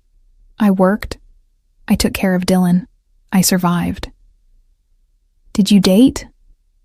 The question caught me off guard. "That's none of your business." "It is if I'm trying to figure out if you've moved on, if there's someone I need to worry about." "There's no one." The admission came out before I could stop it. "I've been too busy working and raising a child to think about dating." "Good." The satisfaction in his voice annoyed me. "Why good? You have no claim on me, Dominic." "Don't I?" He reached across the table, his fingers brushing mine. "You're wearing my ring." I looked down in confusion, then realized he was talking about the emerald ring on my right hand. Not a ring I'd put on, but one that had been in the dresser drawer in my room. I'd slipped it on without thinking, drawn to its beauty. "That's not what I meant." "But I didn't take it off. I know what you meant. But here's the truth, Daisy. You never stopped being mine. You ran, you hid, you tried to erase what we had. But it didn't work. And deep down, you know it. Your arrogance is astounding. It's not arrogance if it's true." He stood, moving around the table until he was standing beside my chair. "Dance with me." "What?" "Dance with me. The music is playing. The night is beautiful. And I want to hold you. I don't think. Stop thinking." He pulled me to my feet, one hand at my waist, the other capturing mine. Just feel for once. Stop overthinking everything and just be here with me. And God help me, I let him pull me close. Let him guide me in a slow dance under the stars, while the music played and the candles flickered, and everything felt impossibly romantic and dangerous all at once. I missed this, he murmured against my hair. Missed holding you. Missed the way you fit perfectly against me. Dominic, shh. Just for tonight, can we pretend? Pretend that you never left. That we're still those two people who fell in love 6 years ago. That all the hurt and anger doesn't exist. Just for tonight. I knew I should say no. Should pull away and maintain the boundaries that were already crumbling. But his arms felt like home, and I was so tired of being strong, of being alone, of pretending I didn't miss this. Miss him. Just for tonight, I whispered, and felt him pull me closer. We danced through 3 songs, neither of us speaking, just moving together in the darkness. His hand splayed across my lower back, warm through the thin fabric of the dress, and I could feel the steady beat of his heart against my cheek where it rested on his chest. When the music stopped, we stood there for a long moment, neither willing to break the spell. Finally, Dominic pulled back just enough to look down at me, his hand coming up to cup my face. I'm going to kiss you now, he said quietly. And if you don't want me to, you need to tell me to stop. I should have stepped back and reminded him this was just physical attraction, that it didn't mean anything, that nothing had changed. But when his mouth descended on mine, all I could do was kiss him back. It was different from the desperate kiss at the club. This was slower, deeper, a relearning of familiar territory. His hand threaded through my hair, angling my head to deepen the kiss, and I heard myself make a small sound of need that should have embarrassed me, but didn't. When we finally broke apart, both breathing hard, his eyes were dark with desire. Come to bed with me. Reality crashed back. I can't. Dylan is asleep by now, and even if he weren't, my room is on the opposite wing. He'd never know. I'd know. I stepped back, putting distance between us. This is too fast, too much. I'm not ready. When will you be ready? There was frustration in his voice now. When can we stop pretending this isn't inevitable? Maybe it's not. Maybe this, I gestured between us, is just old feelings and physical chemistry. Maybe it's not enough to build anything real on. Or maybe you're too scared to find out. He ran a hand through his hair, visibly trying to control his frustration. Fine, we'll go at your pace. But Daisy, I'm not giving up. I'm never giving up on us. There is no us. Not yet. But there will be. He stepped closer, his hand cupping my face one more time. I'm a patient man when it comes to things that matter, and you matter. You always have. He kissed me again, soft and brief, then stepped back. Good night, Daisy. Sweet dreams. I watched him walk away, every line of his body radiating frustrated desire, and I knew I'd just made everything more complicated. Because that kiss had proven what I'd been afraid of. I still wanted him. Still felt that pull that had drawn me to him 6 years ago. And I was terrified that wanting him would destroy me all over again. The next morning, I woke to find Dylan already gone from his bed. Panic seized me for a moment before I heard his laughter coming from somewhere downstairs. I threw on clothes and hurried down, following the sound to the kitchen, where I found my son sitting on the counter, helping Dominic make pancakes. Mama! Dylan's face lit up when he saw me. Look! Dominic is teaching me to flip pancakes. It's all in the wrist, Dominic was saying, demonstrating the motion. He was dressed casually in jeans and a t-shirt, and there was flour on his cheek that made him look younger, more approachable.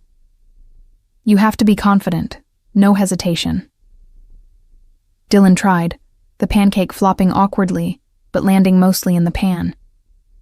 I did it. You did.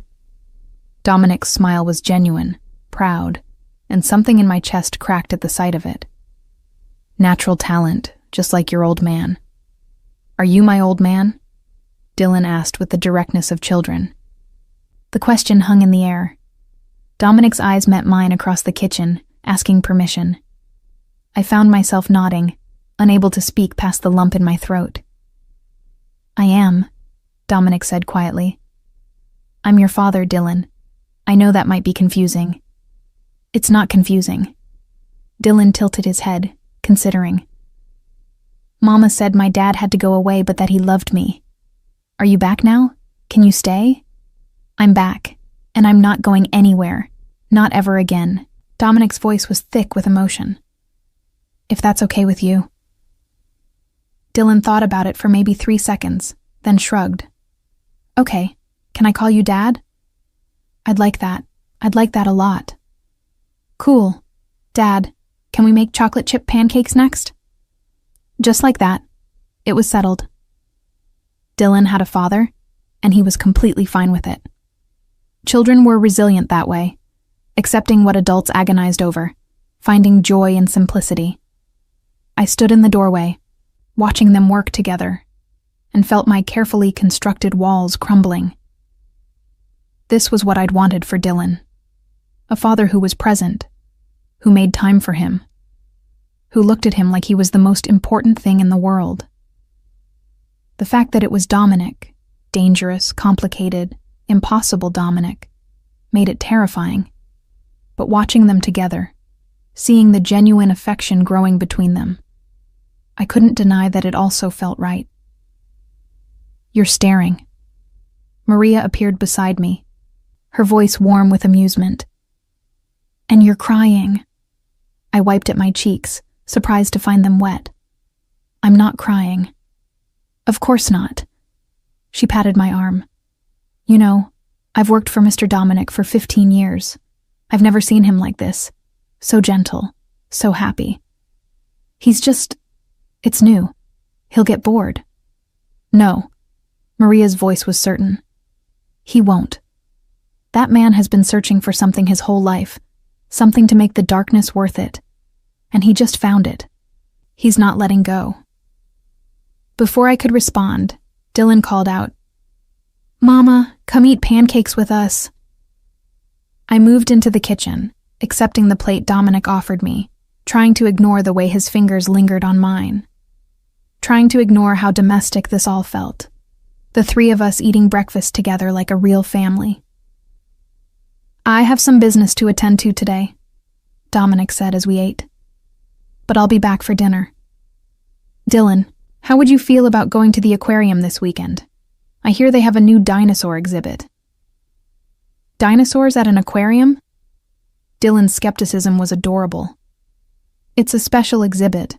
Prehistoric sea creatures. Sharks and things that lived millions of years ago. Can we go, Mama? Please? I wanted to say no. Wanted to remind them both that we were here for a month, that this wasn't permanent, that building these routines and expectations was only going to make it harder when we left. But looking at Dylan's excited face, at Dominic's hopeful expression, I found myself saying, we'll see, which everyone knew meant yes. After breakfast, Dominic disappeared into his study for his business, and I was left with Dylan and the sprawling house. Maria suggested we explore the gardens, and Dylan was enthusiastic, so we spent the morning wandering the manicured paths, discovering fountains and hidden benches and a greenhouse full of exotic plants. This place is like a castle, Dylan said, spinning in circles with his arms outstretched. Are we going to live here forever? No, baby, just for a little while. Why not forever?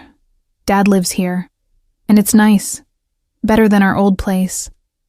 The words stung, even though I knew he didn't mean them cruelly.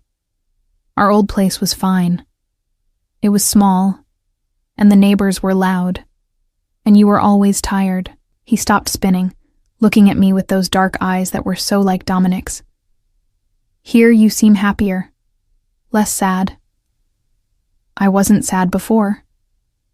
"Yes, you were." His certainty was heartbreaking. "But it's okay. I was sad sometimes too, because everyone else had dads and I didn't. But now I do, so we can both stop being sad." He ran off to chase a butterfly, leaving me standing on the path with tears streaming down my face. Had I been that transparent? Had my son seen through all my attempts to be strong, to provide, to make our life good enough? And more terrifyingly, was he right? Was I happier here? The thought scared me more than anything else Dominic had said or done. Because if I was happier here, in this gilded cage with the dangerous man I'd once loved, what did that say about me? About my judgment? About everything I'd believed for the past 6 years?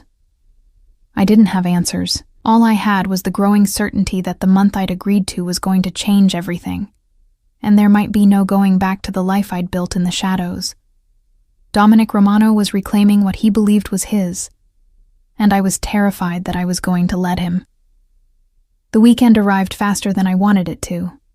Saturday morning found us in Dominic's SUV, a vehicle that probably cost more than I'd made in 5 years, heading toward the city aquarium. Dylan was strapped into a car seat that had appeared overnight, chattering excitedly about sharks and whales, and whether we'd see a real dinosaur. "They're not real dinosaurs," I explained for the 3rd time. "They're fossils, bones from animals that died millions of years ago." "But they were real once, right?" Dylan's logic was irrefutable. "So they're sort of real." Dominic caught my eye in the rearview mirror, his expression amused. He was driving himself today, having dismissed his usual security detail with a casual wave. Or so I'd thought, until I noticed the black sedan following at a discreet distance. "Always?" I asked quietly, nodding toward the mirror. His jaw tightened slightly. "Yes, always. Must be exhausting, living like that. It's necessary." His voice was flat, brooking no argument. "My enemies would use anyone close to me to get leverage. I won't take that risk, especially not now." The implication hung between us, now that he had Dylan to protect, now that he had us. The aquarium was crowded with families, their normalcy a stark contrast to our situation. I watched Dominic move through the crowds with Dylan's hand clasped firmly in his, noting how people seemed to unconsciously part for him, sensing something dangerous beneath the casual jeans and leather jacket. Dylan was enchanted by everything: the massive shark tank with its prehistoric predators gliding through the water, the touch pools where he could feel starfish and sea urchins, the darkened corridor where bioluminescent jellyfish pulsed like alien spaceships. "Look, Mama!" He pressed his face against the glass, his breath fogging it. "That one looks like it's glowing." It is glowing. Dominic crouched beside him, his voice taking on that patient tone he used when explaining things to our son. "They make their own light through a chemical reaction in their bodies. It's called bioluminescence." "Bioluminescence," Dylan repeated carefully, then grinned up at his father. "You're really smart." Something vulnerable flashed across Dominic's face. "Thank you, buddy." Watching them together, I felt that dangerous softening again. This was what I'd wanted for Dylan, a father who engaged with him, who didn't just buy him things, but actually spent time teaching him, being present. The fact that it was Dominic, with all his complications and darkness, made it both perfect and terrifying. "You're doing it again," Dominic murmured, appearing beside me while Dylan was absorbed in watching an octopus change colors. "Doing what?" "Overthinking. I can see it on your face. You're cataloging all the reasons this won't work, all the ways I'm going to disappoint you both." "Am I wrong?" He was quiet for a moment, his eyes on Dylan. "Probably not. I'm not a good man, Daisy. I've done things that would give you nightmares, but I'm trying to be a good father. Doesn't that count for something? It counts for everything. That's the problem. I wrapped my arms around myself. The more time Dylan spends with you, the more he's going to love you. And when this month is over, it doesn't have to be over. His hand found the small of my back, warm through my jacket. Stay. Make this permanent. Let me be the father he deserves, and the man you need. You don't know what I need. Don't I? His voice dropped lower, intimate despite the crowds around us. I know you need security. I know you need someone to shoulder the burden so you can breathe for once. I know you need to be touched, held, loved, because you've been alone for too long, being strong for everyone but yourself. The accuracy of his words made my throat tight. Stop. Why? Because it's true? His hand slid around my waist, pulling me closer. You're exhausted, Daisy. You've been running on empty for years, and you're too proud to admit you need help. But I see it. I see you. Dad! Mama! The dinosaurs are this way. Dylan's voice cut through the moment, and Dominic stepped back smoothly, his hand falling away. Lead on, buddy, he called, following our son toward the special exhibit. The prehistoric sea creature display was impressive. Massive, reconstructed skeletons suspended from the ceiling, interactive displays showing how these ancient animals had lived and hunted, and immersive videos that made you feel like you were swimming alongside them millions of years ago. Dylan was in heaven, asking 1,000 questions that Dominic answered with surprising patience and knowledge. I hung back, watching them, and tried to imagine going back to our old life after this, tried to picture explaining to Dylan why we couldn't stay, why his father couldn't be part of his everyday life. The image wouldn't form. Because the truth was, I couldn't imagine it either. Excuse me. A woman's voice interrupted my thoughts. She was maybe 40, well-dressed, with kind eyes. I hope you don't mind me saying, but your family is beautiful. Your son is clearly having such a wonderful time with his father. Thank you, I managed, the word family sitting strangely in my mouth. How long have you been together? She asked, the question innocent, conversational. It's complicated, I said finally. She laughed. Aren't they all? My husband and I have been married 20 years and it's still complicated, but it's worth it. She glanced toward where her own family was gathered around a display. The good ones are always worth the complication. After she walked away, I stood there turning her words over in my mind. Was Dominic worth the complication? Could I live with what he was, what he did, if it meant Dylan had a father and I had... what? A partner? A lover? Something I was too afraid to name? Ready for lunch? Dominic appeared, Dylan on his shoulders, both of them grinning. I promised this guy we'd get burgers if he behaved. I behaved so good, Dylan announced proudly. I didn't touch anything I wasn't supposed to, and I said excuse me when people were in the way. You did great, baby, I agreed, and was rewarded with Dylan's gap-toothed smile. Lunch was at a diner near the aquarium, the kind of place with worn vinyl booths and a jukebox in the corner. Dylan demolished a burger and fries while regaling us with everything he'd learned about prehistoric sea creatures, his enthusiasm infectious. Did you know that the megalodon had teeth this big? He spread his hands wide, and it could eat a whole whale. I did know that, Dominic said seriously. Did you know that despite being so big and scary, the megalodon went extinct because it couldn't adapt when the oceans changed? What does extinct mean again? It means they all died. None are left. Dylan's face fell. That's sad. It is, Dominic agreed. But it teaches us something important. That even the biggest and strongest can fall if they don't adapt. If they don't change when they need to. His eyes met mine over Dylan's head, and I knew he wasn't just talking about ancient sharks. He was talking about us, about his willingness to change, to be different than what he'd been. The question was whether I believed him, whether I could trust that change. After lunch, we drove back to the estate. Dylan fell asleep in the car, exhausted from the excitement, and Dominic carried him inside without waking him. I followed, watching the careful way he navigated the stairs, the gentleness with which he laid Dylan in bed and pulled the covers over him. "He had fun today," I said quietly as we stood in the doorway, watching our son sleep. "So did I." Dominic's voice was rough with emotion. "I've missed so much, Daisy. First steps, first words, 5 birthdays. I can't get those back. But I can be here for everything that comes next, if you'll let me. It's not about letting you. It's about whether it's safe, whether this life you lead. I'll keep him safe." The intensity in his voice made me look up at him.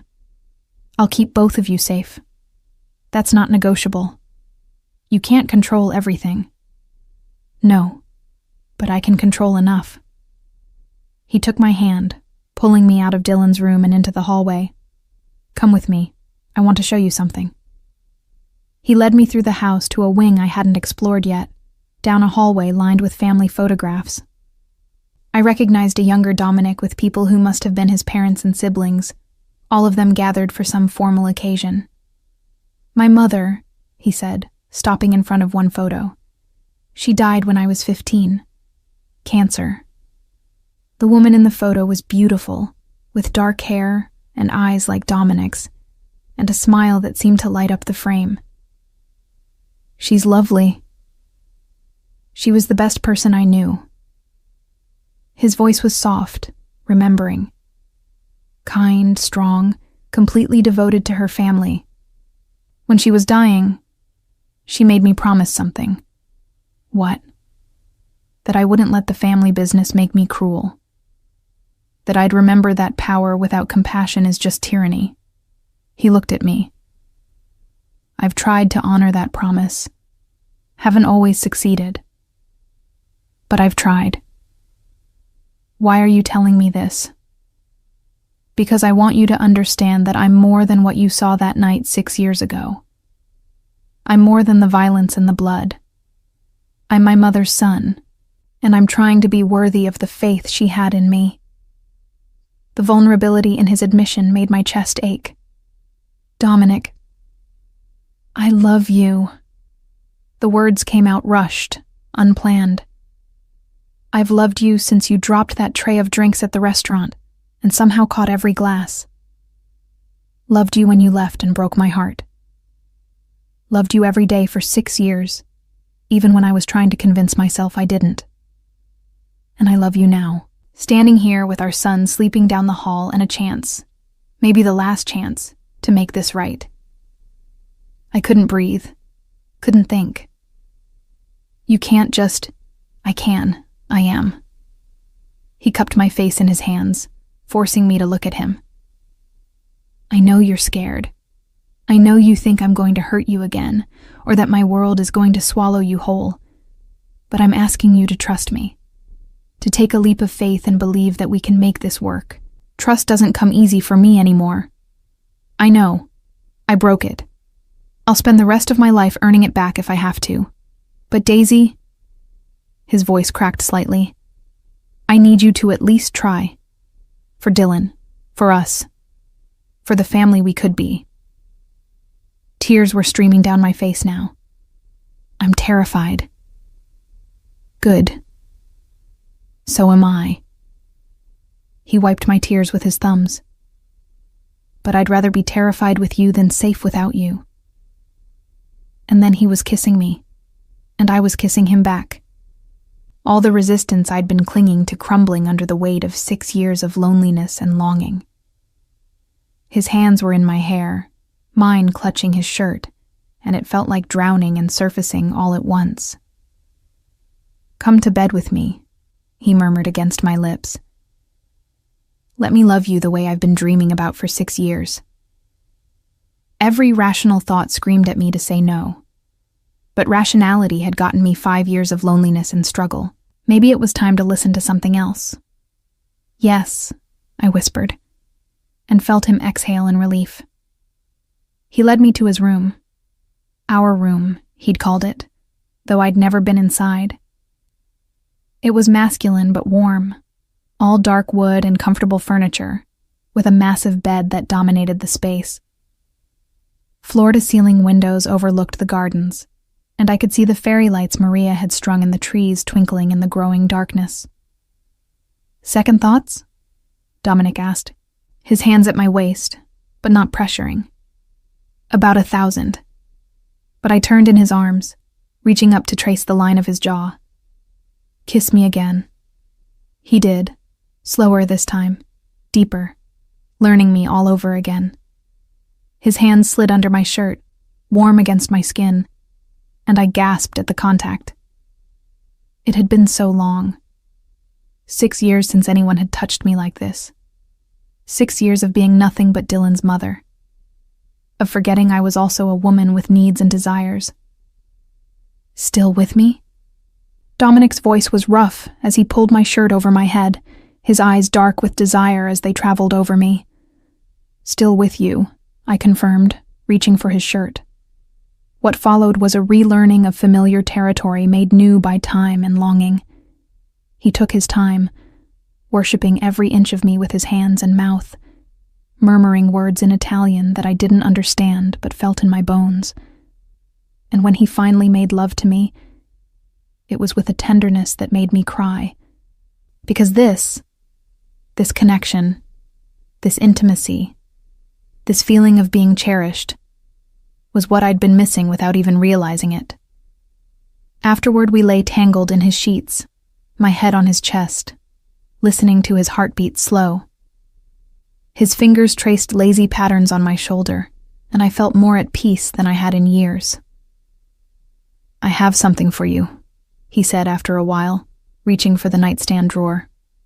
"Dominic, I know." He pulled out a small velvet box, and my heart stuttered.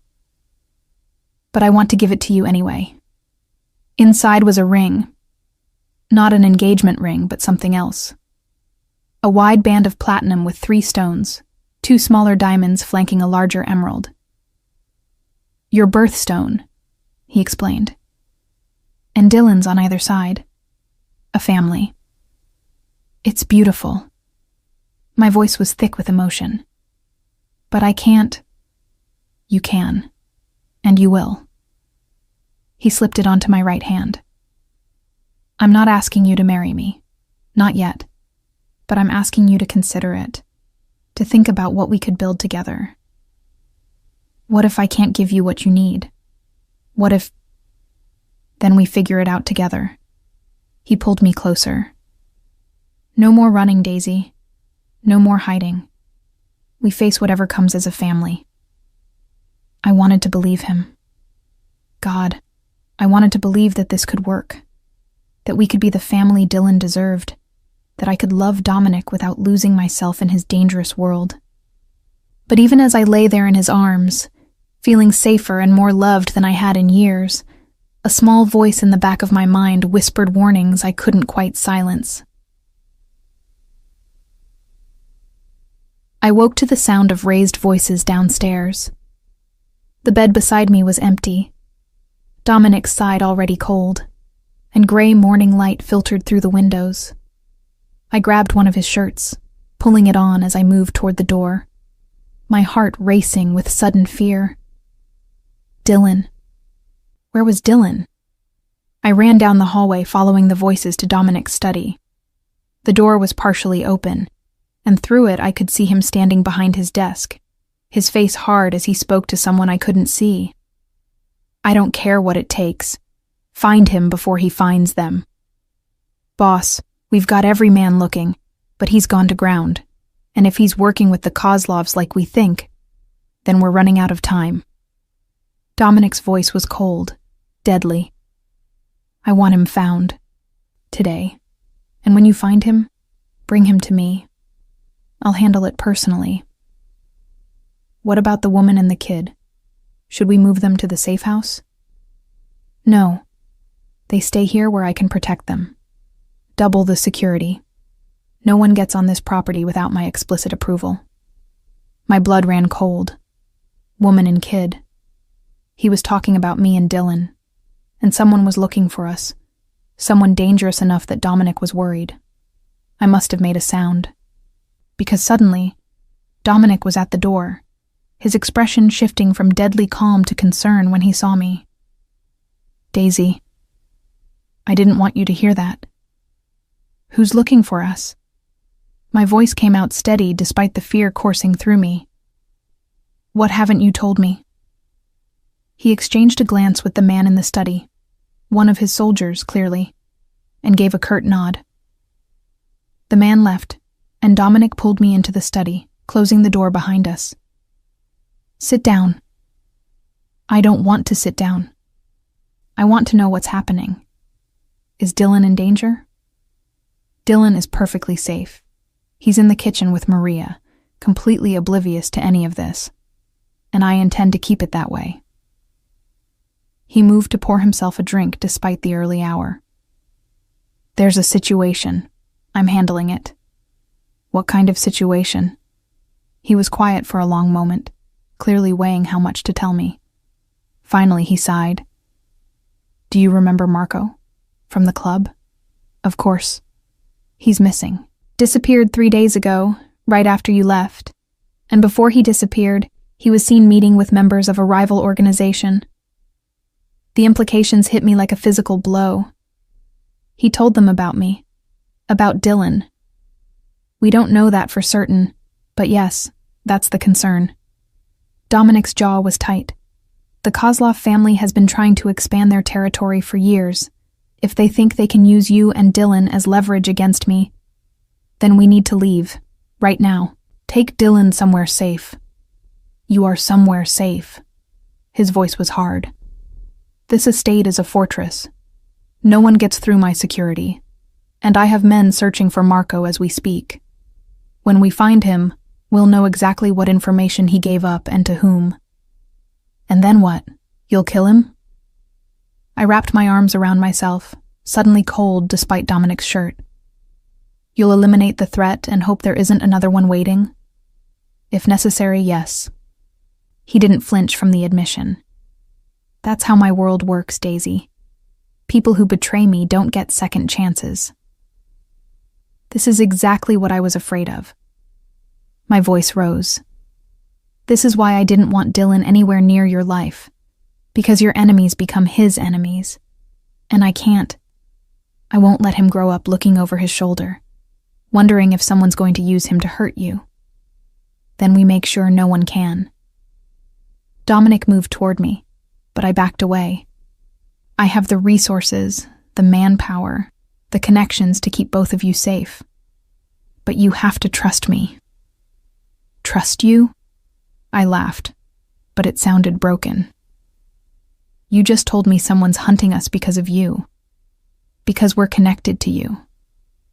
How am I supposed to trust that you can protect us when being with you is what put us in danger in the first place? You think you were safer before? His voice rose to match mine, living in that shithole apartment in a neighborhood where gunshots were a regular occurrence, working at a club where drunk men put their hands on you and you had to smile through it. You were vulnerable before, Daisy. At least now you're vulnerable with someone who has the power to actually protect you. But I wasn't a target. You're always a target. The words exploded out of him.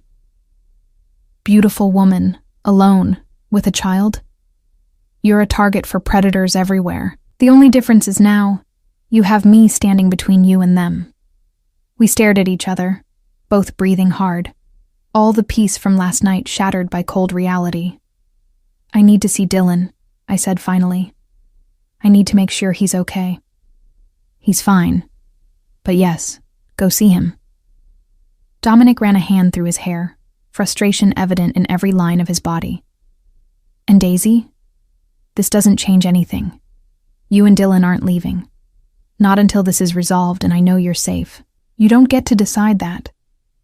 Actually, I do. His voice was flat, implacable. Those gates don't open without my authorization, and until I say otherwise, you stay here where I can protect you. So we're prisoners now? The words came out bitter. Is that what this is? You're under my protection. There's a difference. Is there? I moved to the door, needing to escape before I said something I couldn't take back. Because from where I'm standing, it looks a lot like captivity. I fled the study before he could respond, my heart hammering against my ribs. This was exactly what I'd feared. Being trapped in Dominic's world, with his decisions superseding mine, his need for control overriding my autonomy. Dylan was indeed in the kitchen, cheerfully eating pancakes while Maria told him a story in her warm, accented voice. He looked up when I entered, his face brightening. "Mama, Maria is telling me about when she was a little girl in Italy. They had a donkey named Giuseppe." "That sounds wonderful, baby." I forced a smile, ruffling his hair. "Are you having a good morning?" "The best." He took another bite of pancake, syrup smearing across his chin. "Dad said we could go swimming in the pool later if it's warm enough. Can we?" Dad. He'd fully embraced Dominic as his father in less than a week. The ease of it should have made me happy. Instead, it terrified me. "We'll see, sweetheart." I poured myself coffee with shaking hands, trying to figure out what to do. I believed Dominic when he said this estate was secure. I'd seen the gates, the cameras, the men stationed at strategic points. But security wasn't freedom. And right now, for the first time since arriving, I felt truly trapped. "You should eat." Maria's voice was gentle. "These things, they work themselves out. Mr. Dominic, he takes care of his own." "His own," I repeated softly. "Is that what we are?" "You're his family." She said it with such certainty. "And for a man like him, family is everything. He'll burn the world down before he lets harm come to his son or the woman he loves." The woman he loves. He'd said those words last night, and I'd felt them in every touch, every kiss. But love in Dominic's world came with a price. Freedom, autonomy, the ability to make my own choices. I was still grappling with these thoughts when Dominic entered the kitchen. He'd showered and changed, his hair still damp, and his expression was carefully neutral. "Dylan, buddy, how about you go play in the game room for a bit? Mama and I need to talk." Dylan looked between us, sensing the tension even if he didn't understand it. "Are you fighting?" "No, sweetheart," I assured him. "Adults just need to talk sometimes. Go play. We'll come get you soon." After Maria had ushered Dylan out, Dominic and I stood on opposite sides of the kitchen island, the granite surface a barrier between us.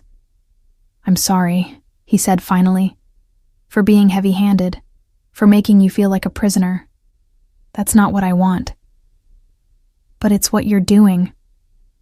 I set my coffee cup down carefully. "You're making decisions for me, Dominic. Just like 6 years ago, you're deciding what's best without actually asking me what I want. When what you want and what's safe aren't always the same thing. Maybe not, but they're my choices to make." I took a breath, steeling myself. "I think Dylan and I should leave. Go somewhere away from here until the situation is resolved." "No." The word was flat, absolute. "That's not happening. You can't keep us here against our will." "Can I?" He moved around the island, and I fought the urge to back away. "The gates are locked. My men have orders not to let you leave. So yes, Daisy, I can and I am keeping you here. For your own safety. This is kidnapping. This is protection." He stopped just in front of me, his eyes blazing. "And I don't give a damn if you hate me for it. I'd rather have you alive and furious than free and dead. You're being dramatic. There's no evidence that we're actually in danger. Marco knew about you, knew about Dylan, and he's missing, which means someone has him, which means someone is interrogating him, which means they now know everything he knows. His voice was controlled, but I could hear the fear underneath. That makes you a target. That makes our son a target. And I will not risk either of you just because you don't like being told what to do. It's not about not liking it. It's about you treating me like I don't have agency, like I'm just another thing you own and control. I don't want to control you. I want to keep you alive. His hands came up, framing my face. Please trust that I know what I'm doing. Let me handle this threat, and then we can go back to arguing about boundaries and autonomy and all the things we need to figure out. But right now, I need you to trust me. I wanted to. God, I wanted to. But trust didn't come easy when it had been so thoroughly broken before. How long? I asked finally. How long until this is resolved? Days, maybe a week. His thumb stroked across my cheekbone. I have my best men searching. When we find Marco, we'll know exactly what we're dealing with. And if you don't find him, we will. The certainty in his voice was absolute. I don't fail when it comes to protecting what's mine. There it was again, that possessive claim that should have angered me, but instead made something in my chest flutter traitorously. Fine, I said finally. 1 week. But after that, we need to seriously discuss what this, I gestured between us, actually looks like long term. Because I can't live like this, Dominic. Always waiting for the next threat. Always wondering if loving you is going to get me or Dylan killed. Fair enough. He pulled me closer, resting his forehead against mine. 1 week, and then we figure out the rest of our lives. If only I'd known then that we didn't have a week, that the threat was already closer than either of us realized. That by nightfall, everything would change in ways neither of us could have predicted. But in that moment, standing in his arms with Dylan's laughter echoing from somewhere in the house, I let myself believe that maybe, just maybe, we could find a way to make this impossible situation work. I was wrong. The afternoon passed in tense normalcy. Dominic worked in his study, his phone constantly ringing, his voice sharp with commands in English and Italian. Dylan and I spent time in the library, a room I hadn't fully explored before, with floor-to-ceiling shelves and comfortable reading nooks. Look, Mama. Dylan pulled out a book, his eyes wide. It's about knights and dragons. Want me to read it to you? Yes. And then can we go swimming? Dad promised. I glanced toward the windows. The afternoon sun was warm, and the pool did look inviting. Let's see what Dad says when he's done working. We settled into one of the oversized chairs, Dylan tucked against my side as I read about brave knights and fearsome dragons. His weight against me was comforting, familiar, a reminder of why I was fighting so hard to protect him from Dominic's world. But as I read, I couldn't help wondering if I was protecting him from the wrong things. Dylan was happy here in a way I'd rarely seen. He had space to play, attention from adults who cared about him, and a father who was clearly devoted to him. Was I being selfish by wanting to take him away from this? Was my fear of Dominic's world hurting Dylan more than the world itself ever could? Mama, you stopped reading. Dylan poked my arm. Did the knight defeat the dragon? Sorry, baby, I got distracted. I refocused on the book, pushing away the troubling thoughts. We were halfway through when Dominic appeared in the doorway. He'd loosened his tie and rolled up his sleeves, and there was tension in his jaw that hadn't been there this morning. Everything okay? I asked quietly while Dylan was absorbed in the illustrations. Fine, just business. But the way he said it made me doubt the truth of those words. How about that swim? The pool is heated. Should be perfect. Dylan whooped with excitement, jumping out of the chair and running toward the door. I'll get my swim stuff. Dylan, walk. but he was already gone, his footsteps thundering down the hallway. Dominic moved into the room, and I noticed for the first time how exhausted he looked. Dark circles shadowed his eyes, and there was a tightness around his mouth that spoke of stress and worry. "You haven't found him," I said. Not a question. "No, but we're close." He sat heavily in the chair I'd just vacated. "My sources say Marco was taken to a warehouse in Red Hook. By the time my men got there, it had been abandoned. But there were signs of interrogation." My stomach clenched. Meaning they got whatever information they wanted from him. His voice was flat, emotionless in a way that was somehow more frightening than anger. "And then they left him there. Dead." The word hung in the air between us. I should have been horrified, and I was. But I was also calculating what this meant for us. "So they know. About me and Dylan." "Yes." He looked up at me, and I saw fear in his eyes for the first time since I'd known him. "Which is why you and Dylan aren't leaving this property. Not until I've eliminated every single person who might pose a threat." "How many people is that?" "Enough." He stood, moving to the window to look out over the grounds. "The Kozlov organization is large, but not as large as mine. I have more resources, more manpower, more connections. But they're desperate. Their territory has been shrinking, their operations failing, which makes them dangerous. Because desperate people do desperate things." "Exactly." He turned back to me. "But I want you to know, I have the best security money can buy. This estate has state-of-the-art systems, armed guards at every access point, and contingency plans for every scenario. You and Dylan are safer here than anywhere else in the world." I wanted to believe him, but I'd seen enough crime dramas to know that no security was perfect, that determined enemies always found a way. What if they don't come here? What if they just wait, watch, use the knowledge of Dylan's existence to manipulate you? Then I give them what they want. His voice was cold. "Territory, money, whatever. Nothing is worth more than you and Dylan." The declaration should have comforted me. Instead, it highlighted just how precarious our position was. That we were valuable not for ourselves, but as leverage against Dominic. "This is what I was afraid of," I said quietly. "That loving you would put a target on our backs." "I know."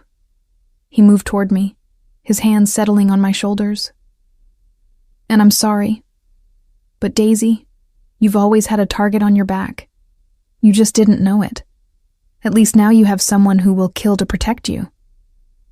The casual way he said, "kill," should have terrified me. Instead, it was almost comforting, because I believed him. Dominic would burn the world down before he let harm come to us. "Ready! Ready! Ready!" Dylan burst back into the room in his swim trunks, a towel draped around his neck like a cape. "Let's go swimming!" Dominic's expression transformed instantly, the cold crime boss disappearing behind the mask of the doting father. "Race you to the pool, buddy." They took off running, Dylan's delighted shrieks echoing through the house, and I followed more slowly, trying to reconcile these two versions of Dominic, the man who casually discussed killing his enemies and the man who raced a 5-year-old to the swimming pool. The pool area was stunning, an infinity edge that seemed to blend with the sky, comfortable loungers arranged around the perimeter, and lush landscaping that made it feel like a private oasis. Dominic had already stripped off his shirt and was helping Dylan with his water wings, his movements gentle and patient. "Mama, come in," Dylan called from the shallow end, where he was splashing enthusiastically. "Let me change first, baby." I retreated to the pool house, changing into one of the swimsuits that had mysteriously appeared in my size. It was modest, but flattering, a one-piece in deep blue that somehow made me feel both covered and attractive. When I emerged, Dominic's eyes traveled over me with undisguised appreciation. Beautiful, he murmured as I passed him. The water was perfect. Warm enough to be comfortable, but cool enough to be refreshing. Dylan immediately swam over to me, chattering about how he could hold his breath for 5 whole seconds and watch him. Mama, watch. For a while, I let myself just be present, playing with Dylan, laughing at his antics, forgetting about threats and danger and impossible choices. Dominic joined us, tossing Dylan into the air and catching him, engaging in elaborate games of Marco Polo that left us all breathless with laughter. This was what family felt like, I realized. Not the formal dinners or the expensive gifts, but these moments of pure joy and connection. And Dylan was soaking it up like a plant that had been starved for sunlight. "You're a good dad," I told Dominic quietly, while Dylan was absorbed in diving for rings at the shallow end. "I'm trying." His arm slid around my waist under the water. "I missed so much. I don't want to miss any more." "I know, and I'm sorry for keeping him from you, for making that decision alone. We've both made mistakes." His lips brushed against my temple.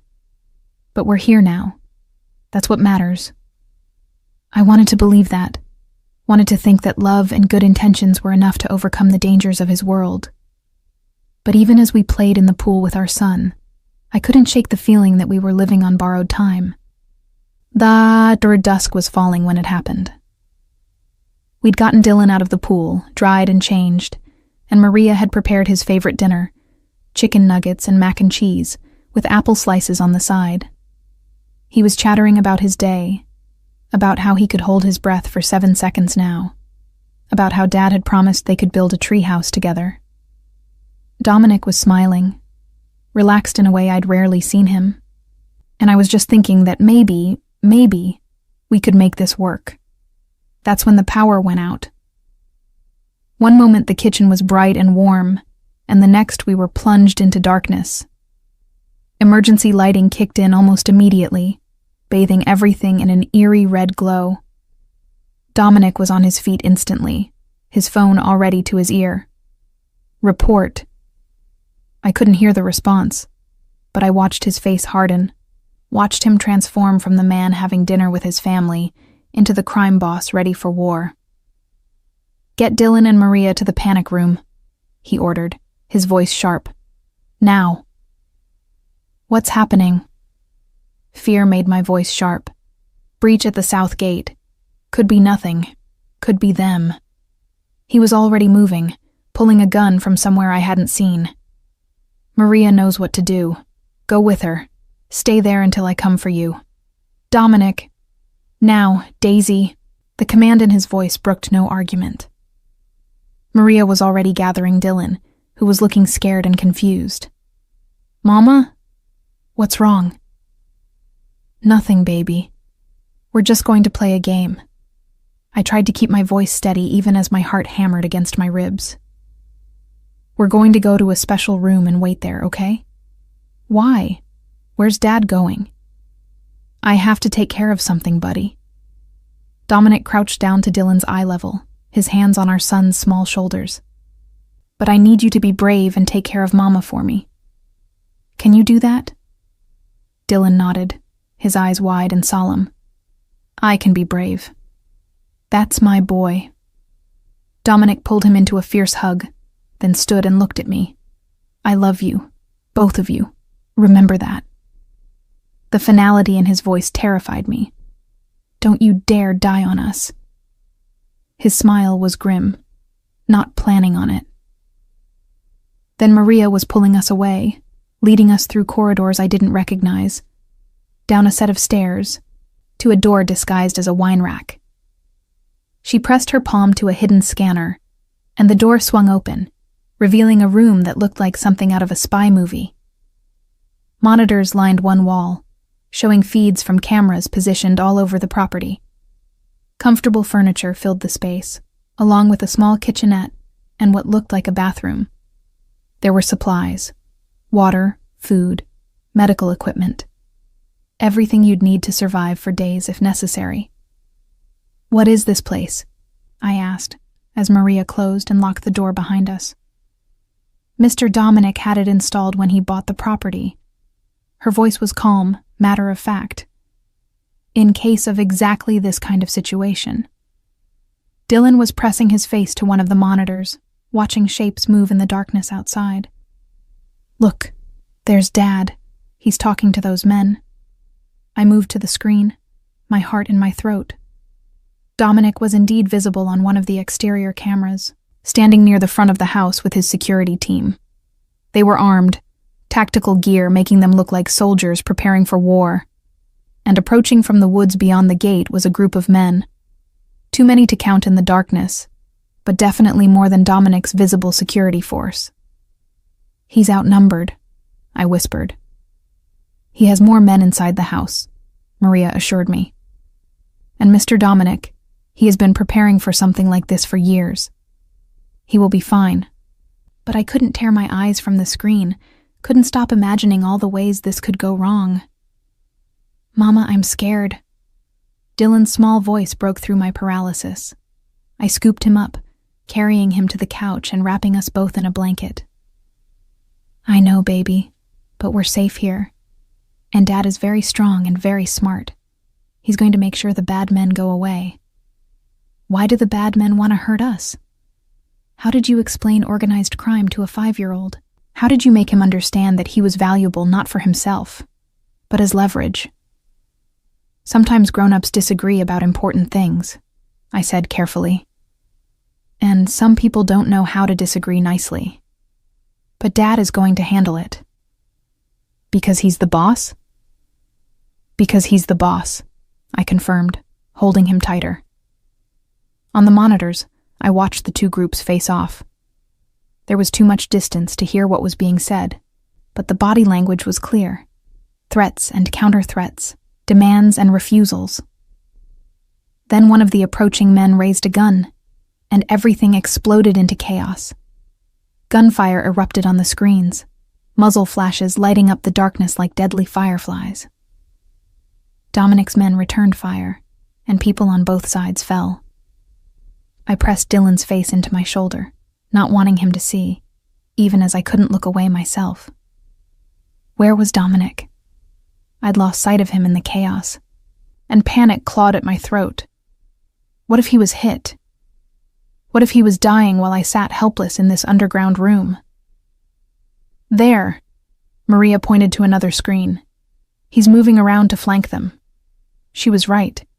Dominic had circled around somehow, appearing behind the attacking force with a group of his men. They opened fire, and the attackers found themselves caught in a crossfire. It was over in minutes, though it felt like hours. The surviving attackers retreated into the woods, and Dominic's men pursued. Bodies littered the driveway. Too many bodies, too much blood. Stay here, Maria ordered. I'll go see if it's safe. No! I grabbed her arm. Dominic said to wait until he came for us. And what if he can't come? What if he's injured? Her voice was gentle but firm. I'll just check. 5 minutes. She slipped out before I could stop her, leaving Dylan and me alone in the panic room with the monitors showing a scene of carnage. Mama, are the bad men gone? Dylan's voice was muffled against my shoulder. I think so, baby. Is Dad okay? I don't know. The honesty hurt to admit. We sat there in the silence, waiting. Every second felt like an eternity. Where was Maria? Where was Dominic? Were they hurt, dying, dead? Finally, the door opened. But it wasn't Maria or Dominic who entered. It was a stranger. A man in his 40s with cold eyes and a gun pointed directly at us. Well, he said in heavily accented English. The boss's woman and his brat. Kozlov is going to be very pleased. I pushed Dylan behind me, my mind racing for options. The panic room had been designed to keep people out, not in. Once the door was open, we were trapped. My son has nothing to do with this, I said, keeping my voice steady despite the terror coursing through me. Let him go. Not going to happen. The man moved closer.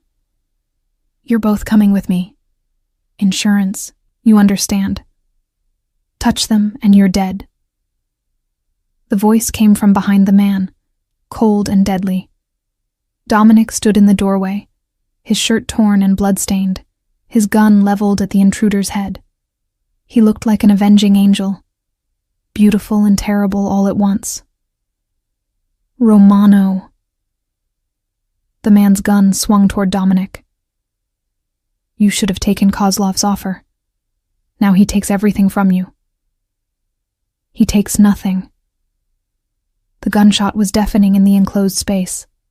The man dropped, blood pooling beneath him, and Dominic was moving before the body hit the ground, kicking the gun away and checking for a pulse.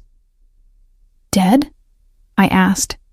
Dylan's face pressed against my shoulder so he couldn't see. Yes. Dominic's voice was flat. Maria? Alive. Unconscious. He hit her when she came up to check. He moved toward us, and I saw the pain he was trying to hide. We need to move. There may be more. You're hurt. Doesn't matter. We need to get you both somewhere safer. He reached for Dylan. Hey, buddy. I need you to be brave a little bit longer, okay? Keep your eyes closed and hold on tight. Dylan nodded against my shoulder, and Dominic scooped him up, cradling him protectively. Follow me.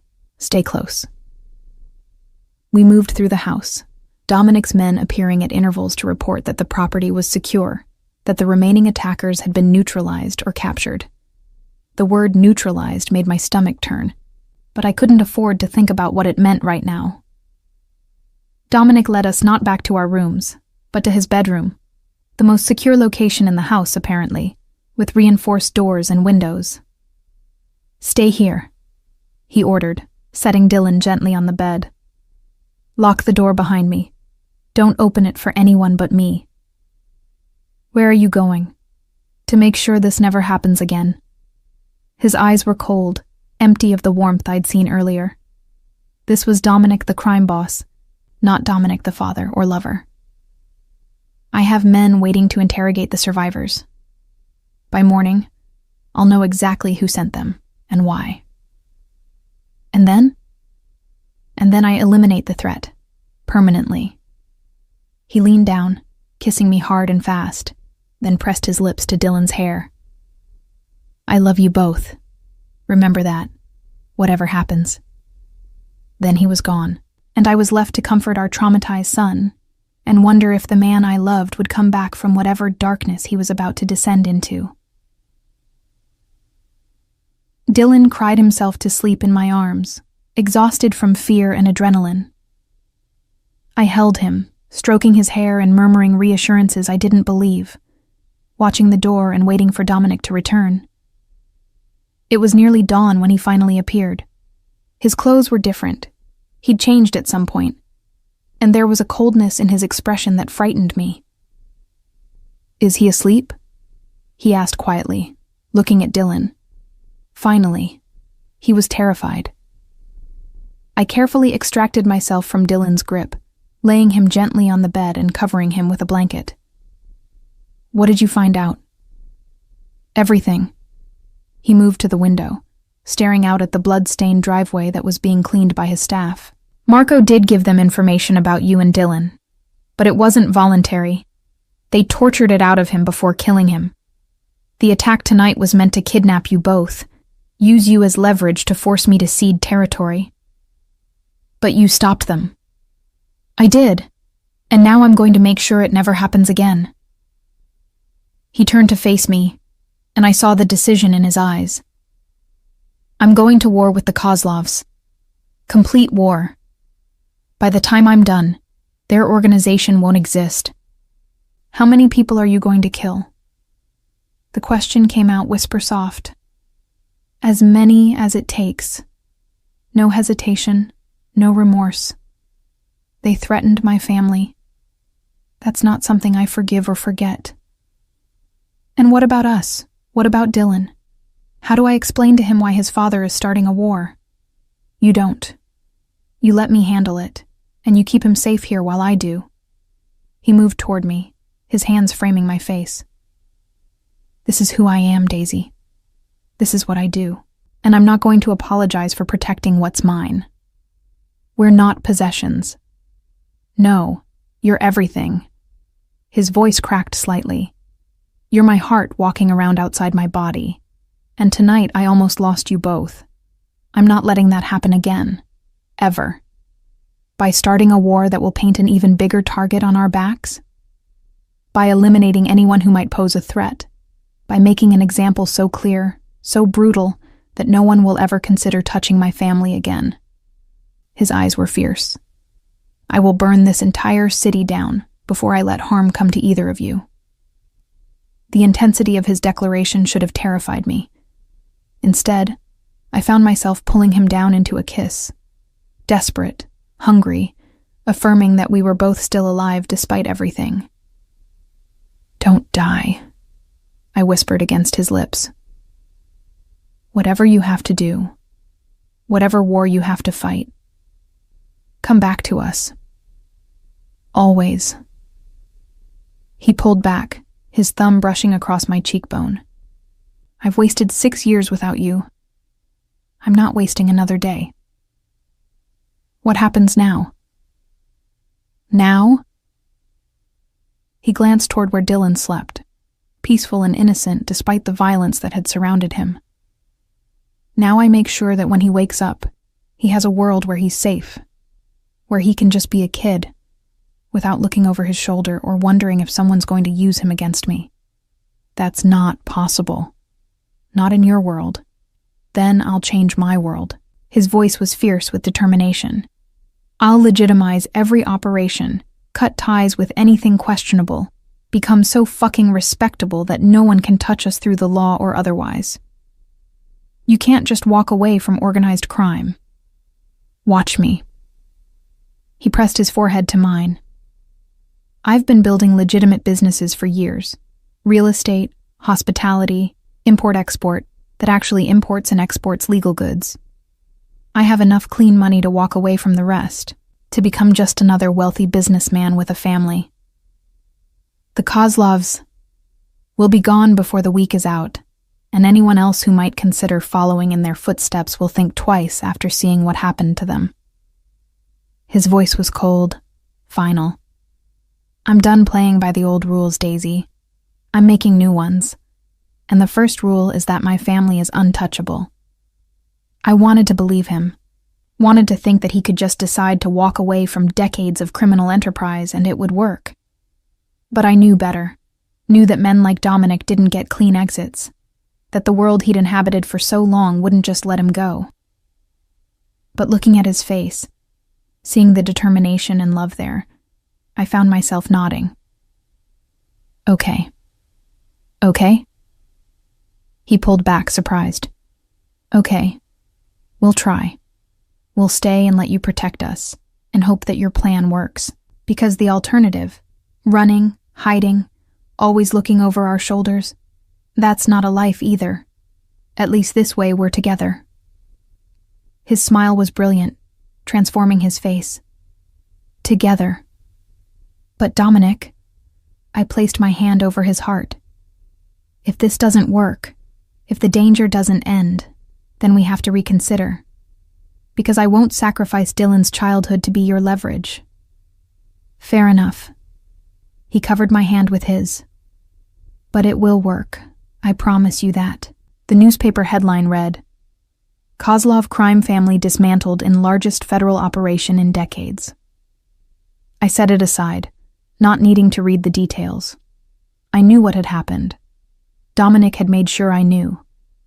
The Kozlovs had been taken down not by his violence, but by his connections. He'd compiled evidence, made deals with federal prosecutors, and watched as one by one, the family members were arrested and charged with everything from racketeering to human trafficking. Impressive, isn't it? Dominic appeared behind me, pressing a kiss to my neck. The power of legitimate channels when you have the right information. You manipulated the entire justice system. I gave them criminals on a silver platter. What they did with that information was up to them. His arms slid around my waist, pulling me back against him. But yes, I may have ensured the information was presented in the most damaging way possible. And your other businesses? Almost entirely legitimate now. I've divested from anything questionable, partnered with respectable investors, hired the best lawyers and accountants to keep everything above board. He turned me in his arms. I'm boring now. Just another real estate mogul with too much money and a beautiful family. You'll never be boring. Good to know. His smile was warm. Come outside. I have something to show you.